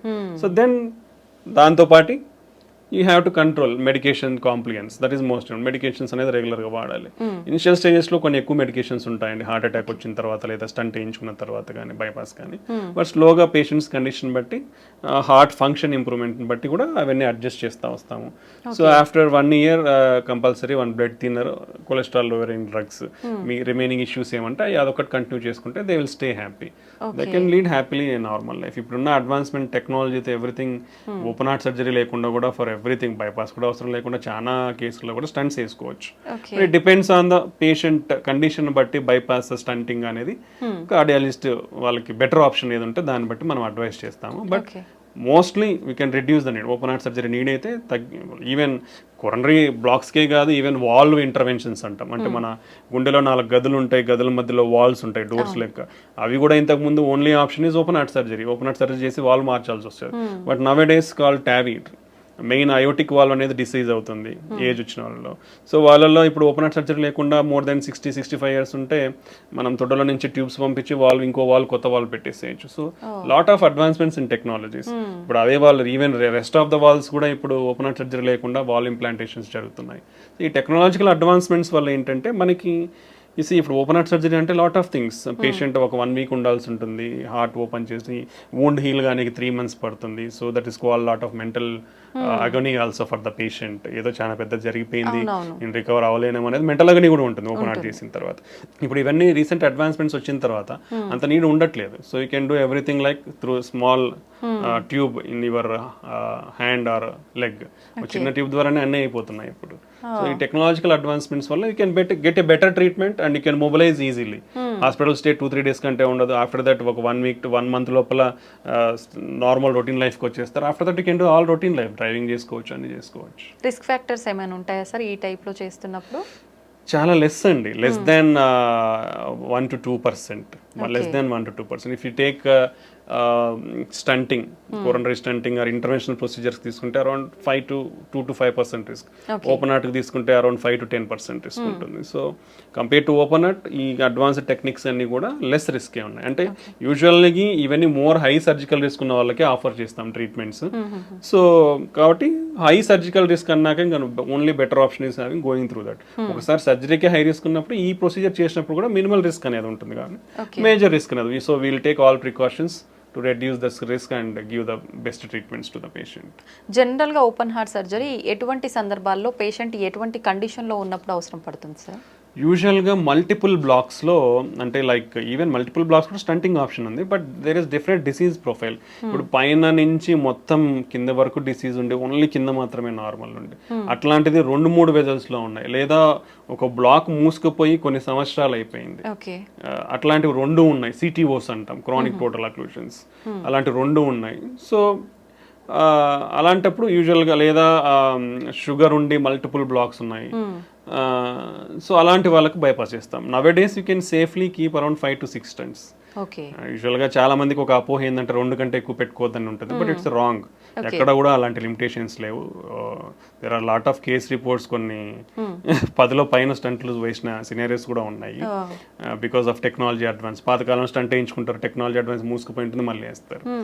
సో స్టంటింగ్ అనేది up to 5 to 6 number of stents హ్యాపీగా సేఫ్గా చేయించుకోవచ్చు. ఓకే, బైపాస్ అనేది స్పెసిఫిక్ సినారియోస్, పేషెంట్ కండిషన్ బట్టి ఇండియాలో ఏంటంటే మనకి కొంచెం economics are most important. So ఆ కండిషన్ బట్టి పేషెంట్కి అడ్వైస్ అనేది ఇస్తూ ఉంటాం అనమాట. Okay. So lot of complex cases now days can be safely done without the need of open heart surgery. Okay sir, ఒకసారి స్టంట్ వేసిన తర్వాత చాలా అంటే మూసుకుపోవటానికి మళ్ళీ ఎంత టైం పడుతుంది? ఖచ్చితంగా మూసుకుపోయే ఛాన్స్ ఉంటుందంటారా? This is a very good question. Lot of people are having this doubt. Recently we also faced this scenario. First point గుర్తు పెట్టుకోవాల్సింది ఏంటంటే, చాలా మందికి ఒక అపోహ ఏంటంటే గ్రాఫ్ట్స్ అంటే ఓపెన్ హార్ట్ సర్జరీ చేసి బైపాస్ చేయించుకుంటే బాగుంటుంది, స్టంట్స్ వేస్తే మూసుకుపోతాయి అనేది అపోహలో ఉన్నారు. అది ఇట్స్ వెరీ కంప్లీట్లీ రాంగ్ అండి. యాజ్ సేమ్ గ్రాఫ్ట్స్ ఎంత పేటెంట్ గా 10, 15, 20 సంవత్సరాలు ఉంటాయి, స్టంట్స్ కూడా అలానే ఉంటాయి. ఓకే, గ్రాఫ్ట్స్ కొన్ని అర్లీగా ఫెయిల్ అవుతాయి. Like 50% of the Venus graft అంటే దాంట్లో డిఫరెంట్ ఉంటాయి, ఆర్టీరియల్ అండ్ వీనస్ గ్రాఫ్ట్స్ ఉంటాయి. ఆర్టీరియల్ గ్రాఫ్ట్ లాంగ్ పేటెన్సీ ఉంటుంది, that is the best thing. Arterial grafts complete గా బైపాస్ లో ఆర్టీరియల్ గ్రాఫ్ట్స్ వాడితే it's very good, life span is very good, 15 to 20 years safe గా ఉంటుంది. Venus grafts almost ఇప్పుడు ఒక patient కి 3-4 గ్రాఫ్ట్లు వేస్తారు.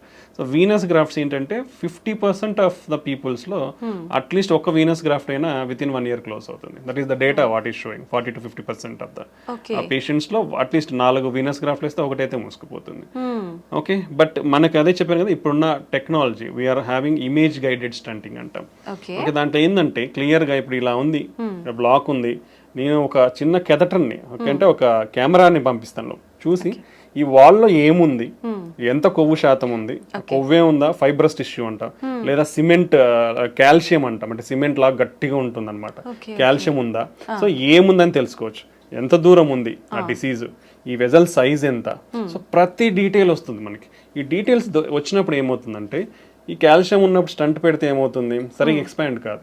So we need to use additional techniques to break that calcium. మనకు 4-5 టెక్నాలజీస్ ఉన్నాయి కాల్షియం బ్రేక్ చేయడానికి. సో ఆ కాల్షియం బ్రేక్ చేసిన తర్వాత నువ్వు స్టంట్ పెడితే ప్రాపర్గా ఎక్స్పాండ్ అవుతుంది. ఎక్స్పాండ్ అయిన తర్వాత కూడా ఆ స్టంట్ సరిగా కూర్చుందా లేదనేది మళ్ళీ కెమెరా పెట్టి చూస్తాము. ఓకే, సో అప్పుడు ఏం తెలుస్తుంది, స్టంట్ పెట్టినాక ఈ స్టంట్ అనేది ప్రాపర్గా ఇట్లా లేకుండా ప్రాపర్గా ఎక్స్పాండ్ అయిందా, ఈ గోడకు అంటే మన వెజల్ వాల్ గోడకు ఏదైతే ఉందో దానికి అతుక్కునిందా, లేదా ఈ స్టంట్ పెట్టినాక లోపల ఏమైనా కాంప్లికేషన్స్ ఉన్నాయా, కోసుకుపోవడం కానీ, టిష్యూ ప్రొలాప్స్ కానీ, రక్తం కట్టడం, అంటే everything we come to know. We are having some guidelines. ఇది స్టంట్ పెట్టిన తర్వాత ఈ ఏరియా అంటాం, ఈ ఏరియా ఒక గైడ్ లైన్, దీనికంటే ఇంత పైన ఉంటే మళ్ళీ మూసుకుపోయే ఛాన్స్ చాలా తక్కువ. సో ఈ పారామీటర్స్ అన్ని చెక్ చేస్తాం. చెక్ చేసినప్పుడు ఇఫ్ ఎవ్రీథింగ్ ఇస్ ఫిట్ 99% పేటెంట్గా ఉంటాయి, మూసుకుపోవు. Okay, so that is the advancement nowadays. All guidelines, European కానీ అమెరికన్ గైడ్ లైన్స్ కానీ, image guided stenting they are advising 100% image guided stenting. But it comes added cost కాబట్టి, as already discussed, economics involvement ఉంది కాబట్టి it's very difficult to practise. But if you use in every case, definitely we can bring 100% results. Long term results are 100%. మళ్ళీ మూసుకుపోయే chance ఉండదు. And quality of the stents, so better quality of the stents, whatever you do the standard quality stents, the chances of occlusion are very less. మూసుకుపోవడం అనేది చాలా తక్కువ ఉంటుంది. Grafts అయితే ఎలా ఇన్ని సంవత్సరాలు వస్తాయి, స్టంట్లు కూడా అన్ని సంవత్సరాలు వస్తాయి. సో స్టంట్లు ఏదో వేయించుకుంటే మూసుకుపోతాయనే అపోహలు అయితే ఎవరు ఉండద్దండి. ఇప్పుడున్న technologies and the better platforms. ప్రీవియస్గా స్టంట్స్ ఎలా ఉండేదంటే కొంచెం థిక్నెస్ ఉండేటివి, డిజైన్ ఉండేది, అంటే open cell, closed cell design అంటాం, అంటే లింక్స్, ఇప్పుడు ఇట్లా లింక్స్ ఉంటాయి అనమాట, డిఫరెంట్ ప్యాటర్న్స్ ఉండేటి అనమాట. ఇవన్నీ టెక్నాలజీ చేంజ్ అయింది, థిక్నెస్ అనేది తగ్గింది, డ్రగ్ కోటెడ్ అనేది వచ్చింది, ఈ లింక్స్ అనేది డిఫరెంట్ లింక్ డిజైన్స్ వచ్చాయి for better seating in the vessel. So ఈ అన్ని టెక్నాలజీతో it's doing very good nowadays. So almost like more than 97-98% కంప్లీట్గా పేటెంట్ ఉంటాయి, మూసుకుపోవు. Only less chances, only 2-3% only మూసుకుపోయి, స్టిల్ లెస్, చాలా తక్కువ అది మూసుకుపోవడం. So stents are very good option and very safe procedure and very easy. Stent వేయించుకున్నాక 2వ రోజుకి డిశ్చార్జ్ అయిపోతాం, హ్యాపీగా పోతాం, హ్యాపీగా అన్ని పనులు చేసుకుంటాం. సో ఈ అపోహల నుంచి బయటకు రండి. ఇంత అడ్వాన్స్మెంట్స్ ఇంత ఉన్న తర్వాత ఓపెన్ హార్ట్ అనేది చాలా తక్కువ అవసరం పడుతుంది. బట్ డెఫినెట్లీ ఎవరికైతే ఇండికేటెడ్ ఉందో వాళ్ళకి ఆ ఆప్షన్ ఇస్తాము. But majority of the people we can do stunting and lot of technologies is they. ప్రతి వెజల్ని కూడా ఓపెన్ చేయొచ్చు ఇప్పుడున్న మనకున్న టెక్నాలజీతో. So that is my advice. Okay sir, ఒకసారి స్టంట్ అయిన తర్వాత కానీ, ఓపెన్ హార్ట్ సర్జరీ అయిన తర్వాత కానీ పేషెంట్ ఎన్ని మంత్స్కి ఒకసారి చెకప్ చేయించుకోవాల్సి ఉంటుంది? Usually in early stages initial we'll always ask for early reviews, ఎందుకంటే we have to carefully follow them. Okay. ఎందుకంటే ఒకసారి హార్ట్ అటాక్ ఎఫెక్ట్ అయిన తర్వాత మళ్ళీ అఫెక్ట్ అయ్యే ఛాన్సెస్ ఎక్కువ ఉంటాయి కాబట్టి, అండ్ వాళ్ళకున్న రిస్క్ ఫ్యాక్టర్స్ అనేది మనం కేర్ఫుల్గా కంట్రోల్ చేయాలి, పర్టికులర్లీ డయాబెటీస్ ఉన్న వాళ్ళు. ఓకే. ఇనిషియల్లీ ఎవ్రీ మంత్లీ రావడం చాలా మంచిది, సో దట్ మీకు మీ బీపీ కంట్రోల్ కానీ, షుగర్ కంట్రోల్ కానీ, కొలెస్ట్రాల్ కంట్రోల్ కానీ స్ట్రిక్ట్గా చేయడం వల్ల మీకు ఫ్యూచర్లో ప్రాబ్లమ్స్ లేకుండా ఉంటుంది. సో మీ హార్ట్ గిన ఒకవేళ హార్ట్ ఫంక్షన్ గిన వీక్ అయిందనుకోండి, ఎవ్రీ మంత్లీ చెక్ చేయించుకుంటే ఎంత ఇంప్రూవ్ అవుతుంది అనేది మనకు తెలుస్తుంది. సో వీల్ మినిమల్లీ 3 months వరకు చూస్తాం. 3 monthsలో ద ఇంప్రూవ్మెంట్ ఎంత వస్తుంది అది మాక్సిమం ఉంటుంది. Okay, after that minimal improvement ఉంటుంది. సో దాన్ని బట్టి ఫర్దర్ ట్రీట్మెంట్ ఆప్షన్స్ ఉంటాయి. ఇప్పుడు హార్ట్ ఫంక్షన్ అనేది లెస్ దెన్ 30-35% ఉందనుకోండి, even after 3 months of treatment with good medications, okay, అప్పుడు వాళ్ళకి ఐసీడీ అనేది ఉంటుంది, అంటే హార్ట్ వీక్ ఉన్న వాళ్ళు సడన్ గా చనిపోయే అవకాశాలు ఎక్కువ ఉంటాయి. సో అలాంటి వాళ్ళు ముందే అంటే హార్ట్ రేట్ అబ్నార్మాలిటీస్ రాకముందే ఐసీడీ అనేది వేయించుకుంటే వాళ్ళు ఫ్యూచర్లో సడన్ గా చనిపోయే ప్రమాదం నుంచి కాపాడుకోవచ్చు అనమాట. సో ఇది చాలా ఇంపార్టెంట్. ఓకే, సో ఇలాంటివన్నీ మనకి కేర్ఫుల్ అబ్జర్వేషన్లో ఉంటేనే తెలుస్తాయి. ఇప్పుడు షుగర్ ఉన్న వాళ్ళు 3 monthsకి వచ్చారనుకోండి, అన్కంట్రోల్డ్ షుగర్ ఉంటే వేసిన స్టంట్లు కానీ గ్రాఫ్ట్స్ బైపాస్ గ్రాఫ్ట్లు కానీ ఫెయిల్ అయిపోతాయి. ఇవన్నీ చాలా ఇంపార్టెంట్ కాబట్టి ఇనిషియల్గా around 3 to 6 months every monthly visit will help them. అంటే that also depends on the patient condition బట్టి, సిమ్టమ్స్ బట్టి డాక్టర్ అడ్వైస్ చేస్తారు. After that if the patient is good, every 2 months or 3 months they can follow. Okay, ప్రతి ఒక్కరు అంటే local availability ఉన్న వాళ్ళు నెల వస్తారు, బట్ బయట నుంచి ఊర్ల నుంచి వచ్చే వాళ్ళు నెల రావాలి అంటే వాళ్ళకి ఇబ్బందులు వాళ్ళకు ఉంటాయి. సో అలాంటి వాళ్ళు స్ట్రిక్ట్ గా కంట్రోల్ పెట్టుకొని మంచిగా ఉంటే 2-3 monthsకి ఫాలో అవ్వచ్చు. లేదా అక్కడ దగ్గరలో ఉన్న డాక్టర్స్ ఉన్నా కానీ లోకల్ గా ఫాలో అవ్వచ్చు, స్పెషలిస్ట్ ఎవరైనా అవైలబిలిటీ ఉంటే. Okay, that is the advice. After that అంతా బాగుంది 1 సంవత్సరం వరకు అంటే yearly annual checkups compulsory. Okay, ఒక సంవత్సరానికి అంతా బాగుంది, హార్ట్ ఫంక్షన్ ఇంప్రూవ్ అయిపోయింది, రెగ్యులర్ గా మందులు వాడుతున్నాడు, బీపీ షుగర్ కొలెస్ట్రాల్ అన్ని కంట్రోల్లో ఉన్నాయి, తనకి ఏమి సిమ్టమ్స్ ఏం లేవు, ప్రాబ్లమ్స్ ఏం లేవు, they can do every 6 months or annual checkups. వాళ్ళకి అప్పుడు ఆ ఫర్దర్ రివ్యూలో you can identify if any problems is there, otherwise they can continue మళ్ళీ అవే మందులు వాడుకోవచ్చు అనమాట. ఓకే సార్, ఒకసారి స్టంట్ వేసి అది మూసుకుపోయిన తర్వాత మళ్ళీ స్టంట్ వేయటం అనేది రిస్క్తో కూడుకున్న పని అంటారా? Nice question. అసలుకి లైక్ గుడ్ క్వశ్చన్స్ మీరు అడుగుతున్నారు, ఎందుకంటే lot of people have to know all these things. ఒకసారి స్టంట్ వేసిన తర్వాత మళ్ళీ స్టంట్ అనేది వేయించుకోవచ్చు, it's not a problem. Even second time fail అయినాక థర్డ్ టైం కూడా వేయించుకోవచ్చు. Up to 3 maximum levels there is a chance. Now we are having latest technology called drug coated balloons, and it's like previous technology but refined. Now came with very refinement and good clinical trials తో వచ్చి it's showing promising results called drug coated balloon. అంటే stunt అవసరం లేకుండా మనము మందు పూసిన balloon ని తీసుకొని పోయి ఎక్కడైతే బ్లాక్ ఉందో, అంటే దాని ఫస్ట్ ఏదైతే బ్లాక్ ఉందో దాన్ని ఓపెన్ చేస్తాం, నీట్ గా వెజల్ సైజ్ ఎంత సైజ్ ఉందో ఆ సైజ్ కి మనం దాన్ని ఓపెన్ చేస్తాం. ఓపెన్ చేసిన తర్వాత స్టంట్ పెట్టకుండా మనం ఆ డ్రగ్ కోటెడ్ బెలూన్ ని తీసుకొని పోయిస్తే ఆ డ్రగ్ కోటెడ్ బెలూన్ ని ఎక్కడైతే నేరో అయిందో అక్కడ పెట్టినప్పుడు ఆ బెలూన్ మీద ఉండే డ్రగ్ మొత్తం వెజల్లోకి అంతా అబ్జర్వ్ అయ్యి అక్కడ మళ్ళీ బ్లాక్ రాకుండా ప్రివెంట్ చేస్తుంది అనమాట. సో ఇది అడ్వాన్స్మెంట్స్. సో ఈ డ్రగ్ కోటెడ్ బెలూన్ అడ్వాన్స్మెంట్స్ తో ఆల్మోస్ట్ లైక్ ఇప్పుడు స్టంట్ బ్లాక్ అయింది అనుకోండి, వీళ్ళు ఓపెన్ అంటే మనం ఎందుకు బ్లాక్ అయింది అనేది అనలైజ్ చేస్తాం first. That is the advantage of imaging, దాన్ని ఓసిటీ ఇమేజింగ్ అంటాం. ఆ ఓసిటీ ఇమేజింగ్ తో ఎందుకు అంటే నియోఆథ్రో అంటే మళ్ళీ కొలెస్ట్రాల్ పేరుకుపోయిందా, లేదంటే స్టంట్ ఎక్స్పాండ్ కాలేదా ప్రాపర్గా, లేదంటే స్టంట్ ఫ్రాక్చర్ ఏమన్నా ఉందా, స్టంట్ వాల్కి సరిగా అతుక్కోలేదా, ఈ ఫ్యాక్టర్స్ అన్ని మనం అనలైజ్ చేస్తాం ఇమేజింగ్ ద్వారా. సో మనకి దేని వల్ల అని తెలిసినప్పుడు we can take a proper decision. So అలాంటి సమయంలో ఇప్పుడు సరిగా ఎక్స్పాండ్ కాలేదో లేదంటే సరిగా అతుక్కోలేదు అనుకోండి, ఓపెన్ చేసి ప్రాపర్గా డైలేట్ చేసి డ్రగ్ కోటెడ్ బెలూన్ పెడితే ఫ్యూచర్లో మళ్ళీ బ్లాక్ ఉండదు. లేదు ప్రాపర్గా ఎక్స్పాన్షన్ అయింది, వెజల్ వాల్ అతుక్కుంది, స్టంట్ లోపల మళ్ళీ కొవ్వు పేరుకుపోయి మళ్ళీ బ్లాక్ వచ్చింది అనుకోండి, then we will do depends on the characteristics of the plaque. ప్రాపర్గా ఎక్స్పాన్షన్ అయింది, no major issues, plaque and cholesterol burden అంత లేదు అనుకుంటే డ్రగ్ కోటెడ్ బెలూన్ వాడచ్చు. లేదు చాలా బర్డన్ ఉంది, టఫ్ లీజన్ ఉంది, స్టంట్ కంపల్సరీ అంటే స్టంట్ మళ్ళీ పెట్టచ్చు. So 2 to 3 times or 4 times we can use drug coated balloon technology and stunting. So multiple times block అయినా వర్రీ అవ్వాల్సిన అవసరం లేదు. చాలా మంది వర్రీ అవుతున్నారు. ఇండియా అది ఐ ఆల్వేస్ టెల్ యూ, అంటే మన దేశంలో ఎకనామిక్స్ అనేది చాలా ఇంపార్టెంట్ అండి, బికాస్ ఇన్సూరెన్స్ అనేది చాలా తక్కువ కాబట్టి. That's why insurances are compulsory to face all these problems. ఎందుకంటే మనకున్న లైఫ్ స్టైల్కి we don't know what problems will get. Everybody అంటే not only general public, everybody, even educated uneducated అందరికి కూడా ఇన్సూరెన్స్ అనేది కంపల్సరీ. బికాస్ ఈ prices whatever you see prices are increasing every year. మనకు health care అనే కాదు, అన్ని ప్రైజెస్ పెరుగుతున్నప్పుడు హెల్త్ కేర్లో కూడా పెరుగుతాయి. So if you want to deal with rising prices, insurance is a compulsory thing. So మనకి ఎకనామిక్స్ అన్ని ఉంటాయి కాబట్టి it's very difficult some decisions. So but ఒకసారి స్టంట్ బ్లాక్ అయిన తర్వాత డెఫినెట్లీ ఇంకోసారి స్టంట్ వేయించుకోవచ్చు, లేదా డ్రగ్ కోటెడ్ బెలూన్ వాడుకోవచ్చు. స్టంట్ బ్లాక్ అయిన తర్వాత డ్రగ్ కోటెడ్ బెలూన్ వాడిన తర్వాత కూడా మళ్ళీ బ్లాక్ వచ్చిందా, ఫైన్. సెకండ్ అంటే third time, first stent, second drug coated, third time you can go stenting. For suppose అంటే ఎన్నిసార్లు బ్లాక్ అంటే ఇంతకు ముందు కాలంలో ఉన్న టెక్నాలజీ వేరు కాబట్టి పాతకి వేసినట్టు మేబీ బ్లాక్ అయితే ఉండొచ్చు. బట్ ఇప్పుడు ఉన్న ప్రజెంట్ లేటెస్ట్ జనరేషన్ టెక్నాలజీతో బ్లాక్స్ మళ్ళీ అయ్యే ఛాన్సెస్ తక్కువ ఉంటాయి. ఓకే, సో అలా ఒకవేళ అయినా మళ్ళీ ఇంకోసారి డ్రగ్ కోటెడ్ బెలూన్ వాడుకోవచ్చు. So you're having multiple options to open that vessel అనమాట. So these are the advantages whatever we're having nowadays. Okay sir, జనరల్గా మనం ఎలాంటి చిన్న చిన్న ఆపరేషన్స్ చేసినా కూడా కాంప్లికేషన్స్ అయితే కంపల్సరీ. ఇంత పెద్ద సర్జరీ, హార్టే మనకు మెయిన్. ఇలాంటి సర్జరీ చేసినప్పుడు ఖచ్చితంగా కాంప్లికేషన్స్ వస్తాయి. Very good. ఎక్కువ ఎలాంటి కాంప్లికేషన్స్ వస్తాయి? అసలు మీరు అడిగే క్వశ్చన్ ఎక్సలెంట్ చెప్తున్నాను. నిజంగా ఇంతవరకు నేను చాలా ఇంటర్వ్యూస్ ఇచ్చాను, nobody has thought about it. ఎందుకంటే lot of practical scenarios if you see, మీరు అనేది అందరూ అలా ఆలోచిస్తే చాలా మంచిది. Because the doctor always try to give the best result. Our first goal is to make the patient live long. ఒక మనిషి ఏదైనా ప్రాబ్లంతో వస్తే డాక్టర్ ఈ మనిషికి ఏ వైద్యంతో ప్రొలాంగ్ చేయగలం life. Okay, nobody can give, we are not gods to give life up to 80 years.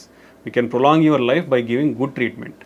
Okay, so any procedure అంటే మీరు చిన్న ఇక్కడ ఏదో కాలికి సర్జరీ చేసిన, లేదా చేతికి చేసిన, చిన్న పొట్టకి సర్జరీ చేసిన, ఓకే, చిన్న ముక్కు సర్జరీ చేసినా రిస్క్ ఉంది, ఉందా?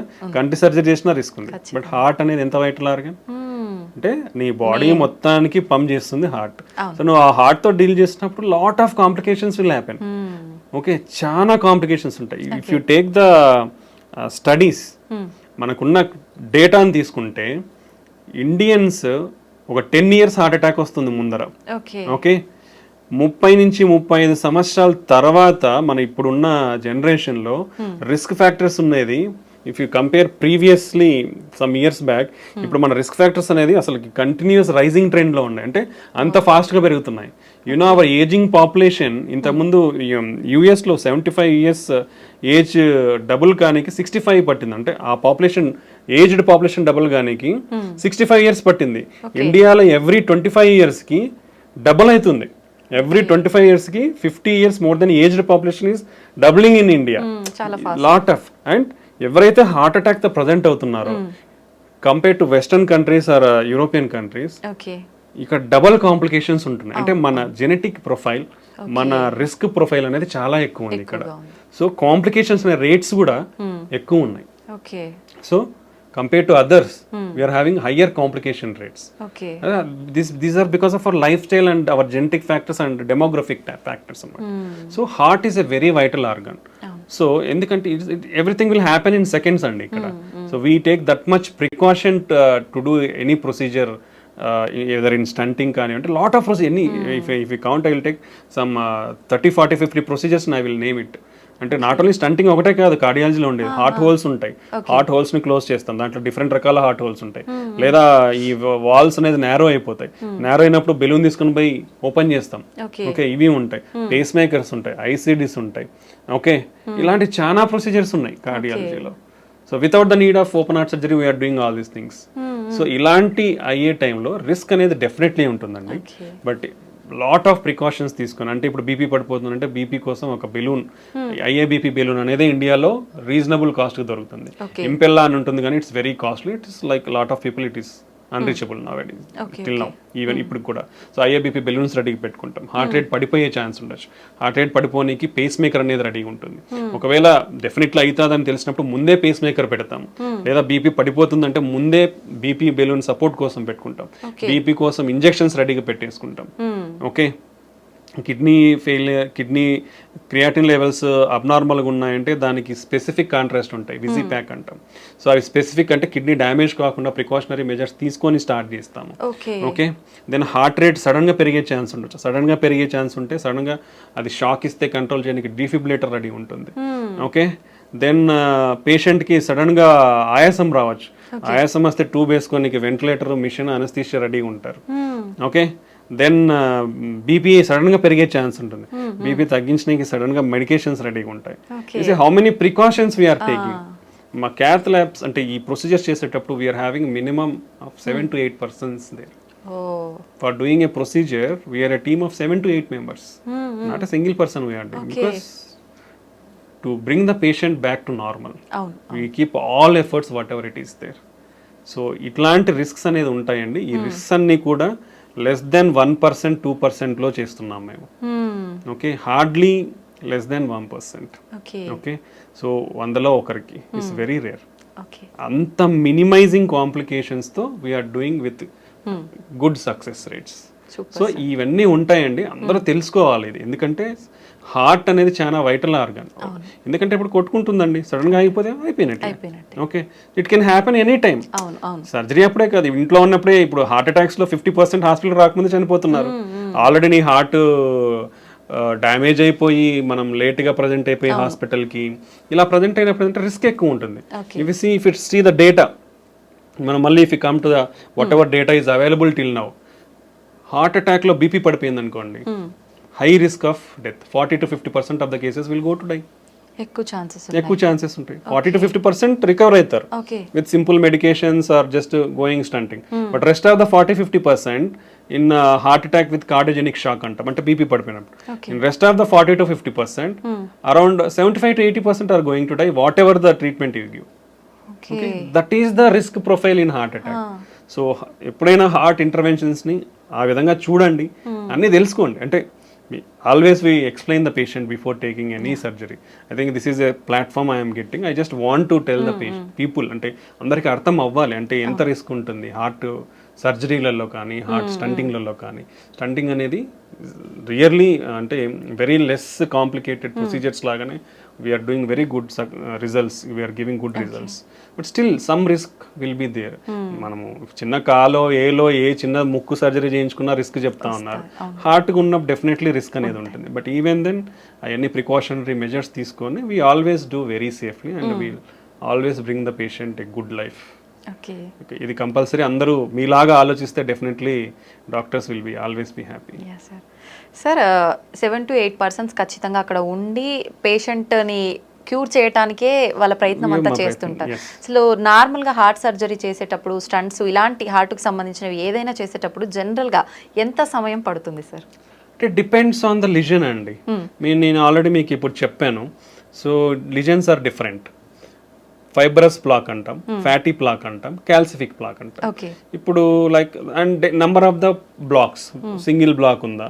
ఇప్పుడు లెఫ్ట్ సైడ్లో 2 మేజర్ వెజల్స్ ఉంటాయి. లెఫ్ట్ సైడ్లోనే 2-3 బ్లాక్స్ ఉన్నాయా? రైట్ సైడ్ కూడా ఉందా? ఓకే, ఇప్పుడు 3 బ్లాక్స్ ఉన్నాయి. ఇప్పుడు సింపుల్ లిజన్స్ అనుకోండి, it may take around 1 hour or 1.5 hours. If like calcium lesions, we need to use additional treatments like the calcium ki we will call as rotational atherectomy అంటాం. Drill చేసుకుంటూ పోతుంది. ఇంకోటి orbital అథెరెక్టమీ, అది కూడా ఇంకో mechanism తో drill చేస్తుంది. ఇంకోటి ఇంట్రావాస్కులర్ లిథోట్రిప్సీ అంటాం, అంటే ఒక అల్ట్రాసోనిక్ వేవ్స్ తో ఒక బెలూన్ ని తీసుకొని పోయి దాన్ని కాల్షియం ఏదైతే స్ట్రాంగ్ సిమెంట్ లాగా ఉంటుందో దాన్ని బ్రేక్ చేస్తాం అన్నమాట. అదొక మెథడాలజీ ఉంది. సో ఇలాంటి అడిషనల్ టెక్నిక్స్ లేదా ఇమేజ్ గైడింగ్ అనేది వాడినప్పుడు కానీ, సో ఇలాంటి టైంలలో it may take longer time, sometimes 3 to 4 hours. Like if you see like bifurcation, ఇప్పుడు ఒక వెజల్ ఇట్లా వస్తుంది, ఇక్కడ నుంచి ఇంకో బ్రాంచ్ ఇట్లా వస్తుంది. సో ఇక్కడ బ్లాక్ ఉంది, ఇక్కడ బ్లాక్ ఉంది. ఈ రెండింటిని స్టంట్ వేయాలి. తీసుకోవాలి బైఫర్కేషన్ స్టంటింగ్ అంటాం. ఇంకోటి లెఫ్ట్ మెయిన్ వెజల్ స్టంటింగ్ అంటాం, అంటే main vessel it will supply almost like 70% of the blood supply to the heart. Okay, అలాంటి సినారియో. లేదంటే క్రానిక్ టోటల్ అక్లూజన్స్ అని చెప్పాను, సిటీఓస్ అంటాం. అంటే అది మూసుకుపోయి more than 3 months to 1 year or sometimes 7 years or 10 years కూడా అయి ఉండొచ్చు. బట్ పేషెంట్కి తెలియదు ఒక్కొక్కసారి because of probably some protective phenomenon will be there. Definitely there are some protective phenomena in our heart. అంటే ఇప్పుడు రైట్ సైడ్ ప్రాబ్లీ మూసుకుపోయింది అనుకోండి, ఇప్పుడు ఇదంతా వెజల్, ఇక్కడ నుంచి బ్లడ్ వెజల్ ఉంది, ఇక్కడ మూసుకుపోయింది, ఇక్కడ నుంచి బ్లడ్ సప్లై రాదు, సో లెఫ్ట్ సిస్టమ్ నుంచి వస్తుంది మనకి, సో లెఫ్ట్ సిస్టమ్ నుంచి ఇక్కడ వరకు వస్తుంది. So that is a protective mechanism. So initial stages లో మూసుకుపోయిన ప్రొటెక్టివ్ మెకానిజం ఉండడం వల్ల తనకి పెద్ద సిమ్టమ్స్ తెలియవు. బట్ ఆన్ లాంగ్ టర్మ్ ఇటుపక్క కూడా బ్లాక్ ఏర్పడింది, అప్పుడు తనకి బ్లడ్ సప్లై అనేది తగ్గుతుంది కాబట్టి సిమ్టమ్స్ అనేది మేనిఫెస్ట్ అవుతాయి. సో ఇలాంటి లీజన్స్ ట్రీట్ చేసినప్పుడు 3 to 4 hours అనేది పడుతుంది. ఓకే సార్, చాలా మందిలో ఎక్కువగా వింటుంటాం ఎర్లీ మార్నింగ్స్ టైంలో నిద్రలో ఉన్నప్పుడు మాత్రమే హార్ట్ అటాక్స్ వస్తుంటాయి అని చెప్పి. ఎందుకని ఆ టైంలోనే ఎక్కువగా జరుగుతూ ఉంటుంది సార్? ఆ టైంలోనే వస్తాయి అనేది ఏం లేదు, any time can come, depends on our lot of hormonal influences and physical and environmental factors. But mostly morning there are some hormonal changes will be there that will contribute to heart attacks in the morning times లో కొంచెం ఎక్కువ ఉండే అవకాశం. Some times winter seasons లో it will cause వ్యాసోస్, ఇప్పుడు చలి ఉందనుకోండి vessels cause వ్యాసోస్పాజం, so అలాంటప్పుడు కొంచెం ఎక్కువ వచ్చే అవకాశం ఉంటుంది. ఫుడ్ తిన్న తర్వాత మనం ఎక్కువ వాక్ చేసిన అలాంటి టైంలో ఎగ్జర్షన్ ఉంటుంది కాబట్టి, అంటే our blood supply will be there mostly to the gut to observe the nutrients. అలాంటి టైంలో ఫుడ్ తిన్న తర్వాత వాకింగ్ చేసి ఎక్సర్సైజ్ లాగా చేసినప్పుడు చేస్తే వచ్చే అవకాశం, అంటే ఆల్రెడీ ఉన్న వాళ్ళలో బ్లాక్స్ ఉన్న వాళ్ళలో వచ్చే అవకాశం ఉంటుంది అనమాట. ఓకే సార్, ఈ మధ్య కాలంలో వింటున్నాం, చాలా మంది చూస్తున్నాం కూడా సోషల్ మీడియాలో, మనం జిమ్ చేసే వాళ్ళు ఎక్కువగా సడన్ గా పడిపోవడము, అక్కడే స్పాట్ లో డెత్ అవ్వడము, ఇలాంటి సంఘటనలు చాలా వింటున్నాం. ఇది హార్ట్ అటాక్ అంటారా సార్? అసలు ఎందుకు జరుగుతుంది? డిఫరెంట్ సినారియోస్ ఉంటాయండి దీంట్లో కూడా.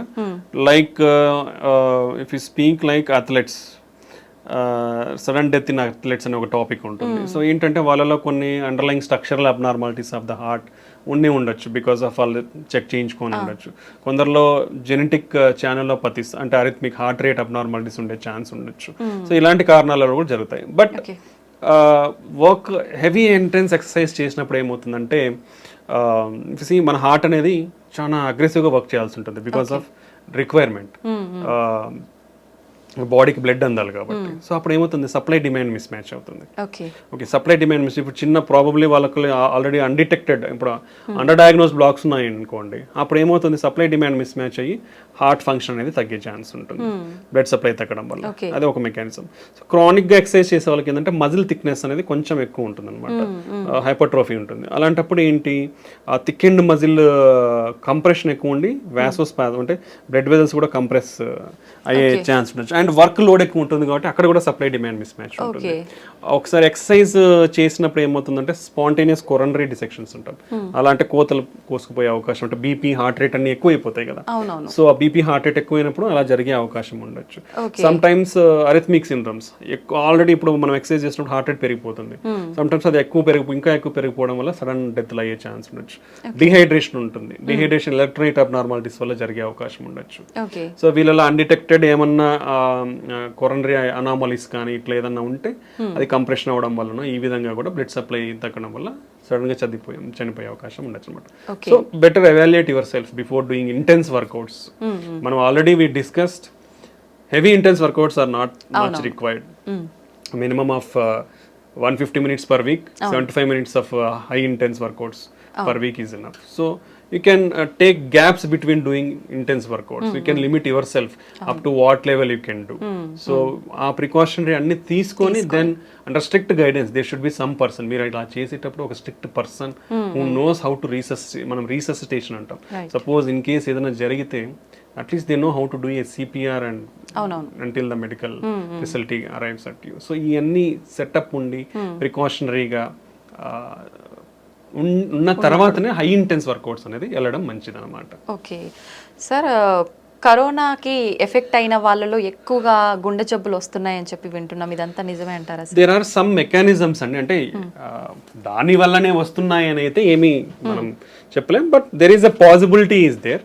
సో కోవిడ్ అనేది ఒక inflammatory disease, okay, basically, and microvascular disease అనేది కూడా అంటాం, microvascular inflammatory disease. So post COVID అంటే కోవిడ్ తర్వాత కూడా ఈ ఇన్ఫ్లమేషన్ కానీ ఇమ్యూనిటీ డిస్రెగ్యులేషన్ అనేది కొంచెం ఉంటుంది. వాట్ ఎవర్ ద మనకి స్టడీస్లో మెకానిజమ్స్ ప్రపోజ్డ్ మెకానిజమ్స్. అలానే సమ్ అనటామిక్ డిస్టర్బెన్స్ అంటే మన sympathetic activity, parasympathetic activity 2 systems ఉంటాయి మనకి. అటోనామిక్స్ అంటే మన బ్లడ్ ప్రెషర్ని, హార్ట్ రేట్ని కంట్రోల్, బ్లడ్ వాల్యూమ్ని కంట్రోల్ చేసే సిస్టమ్స్ ఉన్నాయి. సో ఆ ఇంబ్యాలెన్స్ కూడా ఉందన్నమాట. సో అండ్ ఈ ఇన్ఫ్లమేషన్ వల్ల ఏమవుతుందంటే మన వెజల్ డ్యామేజ్ అవుతుంటుంది, కొంచెం more prone to thrombotic risk ఉంది. సో ఈ అండర్లయింగ్ మెకానిజమ్స్ వల్ల కోవిడ్ తర్వాత కూడా కొంచెం అంటే పర్టికులర్లీ ఈ రిస్క్ కూడా ఎవరిలో ఎక్కువ ఉంటుందంటే రిస్క్ ఫ్యాక్టర్స్ ఉన్న వాళ్ళల్లో, already sugar, BP, cholesterol problem, kidney problems, old age ఉన్న వాళ్ళు, ఆల్రెడీ హెల్త్ ఇష్యూస్ ఉన్న వాళ్ళల్లో కొంచెం ఇవి ఎక్కువగా చూపిస్తా ఉందన్నమాట. అదర్వైజ్ రెస్ట్ ఆఫ్ ద పీపుల్లో అంత ఎఫెక్ట్స్ మనకి కానీ ఇలాంటి వాళ్ళలో కొంచెం ఎఫెక్ట్స్ ఉండే అవకాశం అయితే ఉంటుందన్నమాట. సో పోస్ట్ కోవిడ్ ఈ విధంగా జరిగే అవకాశం కనిపిస్తా ఉంది. ఓకే సార్, వంశ పారంపర్యంగా కూడా మనకు జెనెటిక్స్ని బట్టి హార్ట్ అటాక్ వచ్చే ఛాన్స్ ఉంటుందని అయితే వింటున్నాం. ఎంత వరకు వచ్చే అవకాశం ఉంటుంది సార్? ఎంత శాతం? 1.5 to 2 fold రిస్క్ ఉందండి, అంటే 2 రెట్లు ఎక్కువ ఉంది. పర్టికులర్లీ హార్ట్ అటాక్ ఇంట్లో వాళ్ళకి లెస్ దాన్ 50 to 55 years లోపల మన ఇంట్లో వాళ్ళకి ఎవరికన్నా హార్ట్ అటాక్ వచ్చిందనుకోండి, 2 రెట్లు ఎక్కువ మనం రిస్క్లో ఉన్నట్లే. Okay, so lot of people are recognising that thing. ఫ్యామిలీలో చాలా మంది కూడా మేము చూస్తుంటాం ప్రాక్టీస్లో, they will come and regularly check themselves. So compulsory definitely genetic factories అనేది చాలా ఇంపార్టెంట్ అండి. సో 2 times రిస్క్ అనేది ఉంటుంది. సో కాబట్టి పర్టికులర్లీ ఇలాంటి సంఘటనలు ఇంట్లో ఎవరికైనా జరిగితే యంగ్స్టర్స్, ఫ్యామిలీలో ఉన్న యంగ్స్టర్స్ అందరూ కూడా చాలా కాషియస్గా ఉండాలి. రెగ్యులర్ చెకప్స్ అనేది కంపల్సరీ చేయించుకోవాలి. ఓకే, జెనెటిక్ కాంపోనెంట్ ఉంటుంది కాబట్టి హెల్తీ లైఫ్ స్టైల్ ఫాలో అవ్వాలి, రెగ్యులర్ ఎక్సర్సైజ్ చేయాలి. సో అండ్ ఒకవేళ ఈ వీళ్ళల్లో ఎవరికైనా రిస్క్, ఇప్పుడు హార్ట్ అటాక్లో ఇట్లా జరిగిన వాళ్ళకి బీపీ, షుగర్లు కూడా ఉండే అవకాశం ఉంటుంది ఇంట్లో. సో డెఫినెట్లీ అవన్నీ కూడా కంట్రోల్లో పెట్టుకోవాలి. ఈ జాగ్రత్తలు తీసుకుంటే మనం కొంచెం రిస్క్ను తగ్గించుకునే వాళ్ళం అవుతాం. ఓకే సార్, చాలా మంది పిల్లలు బై బర్తే హార్ట్లో హోల్ ఉందని చెప్పి రకరకాల హార్ట్ ప్రాబ్లమ్స్ గురించి వింటుంటాం. ఇవన్నీ జెనెటిక్సే అంటారా, వేరే ఇంకేదైనా రీజన్స్ ఉంటాయంటారా? మెయిన్ థింగ్ ఈజ్ జెనెటిక్స్ అండి. హార్ట్ హోల్స్ అనేది నిజంగా చెప్పాలంటే it's a good treatable disease. అది ఉంటే lot of the kids will get definitive good treatment. But అది కాకుండా కాంప్లెక్స్ కంజెనిటల్ హార్ట్ డిసీజెస్ అంటాం. These are very difficult to treat. అంటే surgeries available, but they have to be long-term problems will be there in those type of complex congenital heart defects లో. Okay, primary thing genetics కాకుండా second thing మనం చూస్తే maternal health is important. That is the most one of the most reason to consider. అందుకే lot of governments are concentrated on maternal health also. So వాళ్ళకి good nutrition is important. And మనం already discuss చేసుకున్నాం, వీళ్ళకి BP, sugar ఇవన్నీ కూడా develop కాకుండా ఉంటే they will give healthy. Particularly infections, maternal infections కానీ, maternal drug abuse, maternal smoking, alcohol, drugs కానీ ఇవన్నీ ఉండకూడదు యూజువల్గా. ఇవన్నీ ఓల్డ్ జనరేషన్లో అయితే లేవు, న్యూ జనరేషన్ మనకు తెలియదు ఎంత. సో ఇవన్నీ డ్రగ్స్ ఎఫెక్ట్స్ కానీ, దెన్ ఈవెన్ సమ్ మెడికేషన్స్లో కూడా pregnancy ante there are lot of limitations to give some medications. So we will avoid completely some medications in pregnancy. Okay, so there are specific drugs to be given. Avanni monitor cheskoni istam anamata, that every physician or doctors will follow all those things to avoid these complications. And infections raakunda they have to maintain their health well.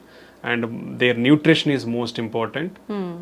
And baby birth kuda first 1000 days of baby birth is most important. So they should compulsorily get the breastfeed. Always that is the most healthy diet for the newborn babies. So compulsory every woman should take initiative in breastfeed their babies. And nutrition, after that nutrition of the kids is most important. Okay, so healthy nutrition undali vallaki. Then they should be also taken care from infections. Because previously and even now still we are seeing rheumatic heart disease, infection related heart valve problems, acute rheumatic fever and rheumatic heart in children. And then even that infections will cause heart pump failure also, we'll call as myocarditis. So there are a lot of problems is there in children. So both maternal health and the infant infant health is most important. జాగ్రత్తలు తీసుకుంటే కొంచెం genetic factors anyway మనం avoid చేయలేము కాబట్టి దీనివల్ల కొంచెం risk తగ్గించుకునే అవకాశం ఉండొచ్చు. ఓకే, మీరు ఇందాక కూడా చెప్పారు ఖచ్చితంగా మనము డైట్ ఎక్సర్సైజ్ అనేది ఇంపార్టెంట్. డైలీ రొటీన్ ఏ విధంగా ఉంటే ఇలాంటి ఇష్యూస్ రాకుండా కొంతవరకు కాపాడుకోవచ్చు అంటారు సార్? అంటే there is no specific thing for us. See ఒక్కొక్కరి dietary pattern if even okay different states ఒక స్టేట్లో తీసుకుంటే district dietary pattern is completely different ఉంటుంది. So based on your local diet, lot of people our staple diet is rice. In rice itself you can go better for unpolished rice. Okay, and quantity, how much of quantity you are taking. మనము we're usually 3 meals అందరికి ఇది standard మనకి ఇక్కడ. ఆ 3 meals ని ఎలా తీసుకుంటామంటే మనం overload. అంతే. So that's not good. So every 3 meals మధ్యలో keep 1 snack meal. Okay, small snack meal, so that you can reduce the amount here. So ఒకేసారి ఎక్కువ తీసుకునేది అనేది తగ్గుతుంది. So take limited food multiple times rather than taking heavy food at only 3 times. That is one of the important thing where we can concentrate and change our lifestyle. That will reduce. And our snacks kuda you can take raw vegetables or only fruits, or you can take nuts. So these healthy nuts. Don't go for processed foods. Don't go for like ready to eat, ready to made foods. Those are all unhealthy, and it's only for చెప్పాను కదా, easy availability is causing lot of problems. అంతే sir. Okay, so దీన్ని prevent చేసుకోవాలంటే ఈ measures తీసుకుంటే ఫుడ్లో మనం. And now previous కాలంలో మనం చాలా మంది చెప్పేది వింటాం, మిల్లెట్స్ ఎక్కువ తినేవాళ్ళు మన గ్రాండ్ పేరెంట్స్ కూడా. ఆఫ్టర్ దట్ రైస్ అనేది వచ్చింది. So better you can take parts of the millets and cereals and pulses into our food. చాలా తక్కువ తీసుకుంటాం అందరం. You should increase all these things. Beans కానీ kidney beans or a lot of different types of beans is there, so we can increase all those diet in our food. So ala cheyadam valla we can take a more healthy food and restrict your non vegetarian. ఇప్పుడు రోజు బిర్యానీలు తినే వాళ్ళు ఎంతమంది ఉన్నారు, వేలల్లో ఉంటారు. So that's not healthy. Okay, so you can reduce your non vegetarian. Previously only weekly once తినేవాళ్ళు. That's good really. Nowadays daily non veg లేనిదే ముద్ద కూడా దిగని వాళ్ళు చాలా మంది ఉంటారు. So that's not a good habit. we already discussed చేప అంటే ఫిష్ కానీ పౌల్ట్రీ కానీ 2 to 3 times. అంటే 2 to 3 times అంటే 3 days కాదండి, 2 to 3 servings. It is called 2 to 3 servings per week. Okay, అది important. That is important, not days. 2 to 3 servings per week is okay. Okay, ఈ changes in the diet తీసుకుంటే we'll stay healthy. And exercise definitely at least spare 30 minutes. You do simple walk or brisk walk, or spare 30 minutes for your health per day. At least 6 days a week. Sunday you can enjoy wherever. At least 6 days a week, spare 30 minutes a day. Just if you are not having any equipment or nothing, do normal walk or do small brisk walk. That will maintain you healthy. And if anybody is really interested, average people life style ప్రకారం, ఇప్పుడు అందరున్న life style ప్రకారం ఎన్ని steps నడుస్తున్నారు చెప్పదా? 2000 to 3000 steps కంటే నడవట్లేదండి, ఇంకా తక్కువ నడుస్తున్నారు. That is unhealthy. minimum to minimum maintain around 5,000 to 6,000 steps per day. If you are really have time, go for at least 10,000 steps per day. That will still have some more benefits. So ivanni kuda important. Exercise is definitely a part and parcel of our this thing. Along with that, you can practice meditation or yoga. Yoga is having a lot of good beneficial effects on the health and mind. So you can do yoga and meditation. So at least ante oka 1 hour, like 30 minutes some exercise, 15 minutes some yoga, 15 minutes some meditation. You'll get that peace of mind and you can reduce your stress levels. You can control అంటే మన risk ఫ్యాక్టర్స్ని control చేసుకోవచ్చు. ఇలా చాలా వాటికి ఉపయోగపడుతుంది అనమాట. Okay, నిజంగా చాలా మంచి వాల్యుబుల్ ఇన్ఫర్మేషన్ అయితే మా ప్రేక్షకుల కోసం ఇచ్చారు sir. Thank you very much. Thank you అండి, thank you very much. And for more videos, please subscribe to iDream. Please subscribe to iDream. Please subscribe iDream. And please subscribe to iDream. For more videos, subscribe to iDream. please like, share and subscribe to the channel. Congratulations, iDream. Subscribe to iDream. Subscribe to iDream. So subscribe to iDream Media. iDream ki iDream team andarki huge congratulations. Please subscribe iDream Media. Please subscribe to iDream. Subscribe iDream. Please subscribe to iDream. iDream అంటే నా కళల ఛానల్ను subscribe చేసుకున్న నోరు తిరుగుతలేదు, మీరైతే గంట గుర్తు కొట్టండి. For more such videos, please subscribe to iDream. Subscribe to iDream. Please subscribe to iDream. Please subscribe iDream Media. Please do subscribe to iDream. Please subscribe to iDream Media. For best entertainment and information, please subscribe iDream. And don't forget to subscribe to iDream.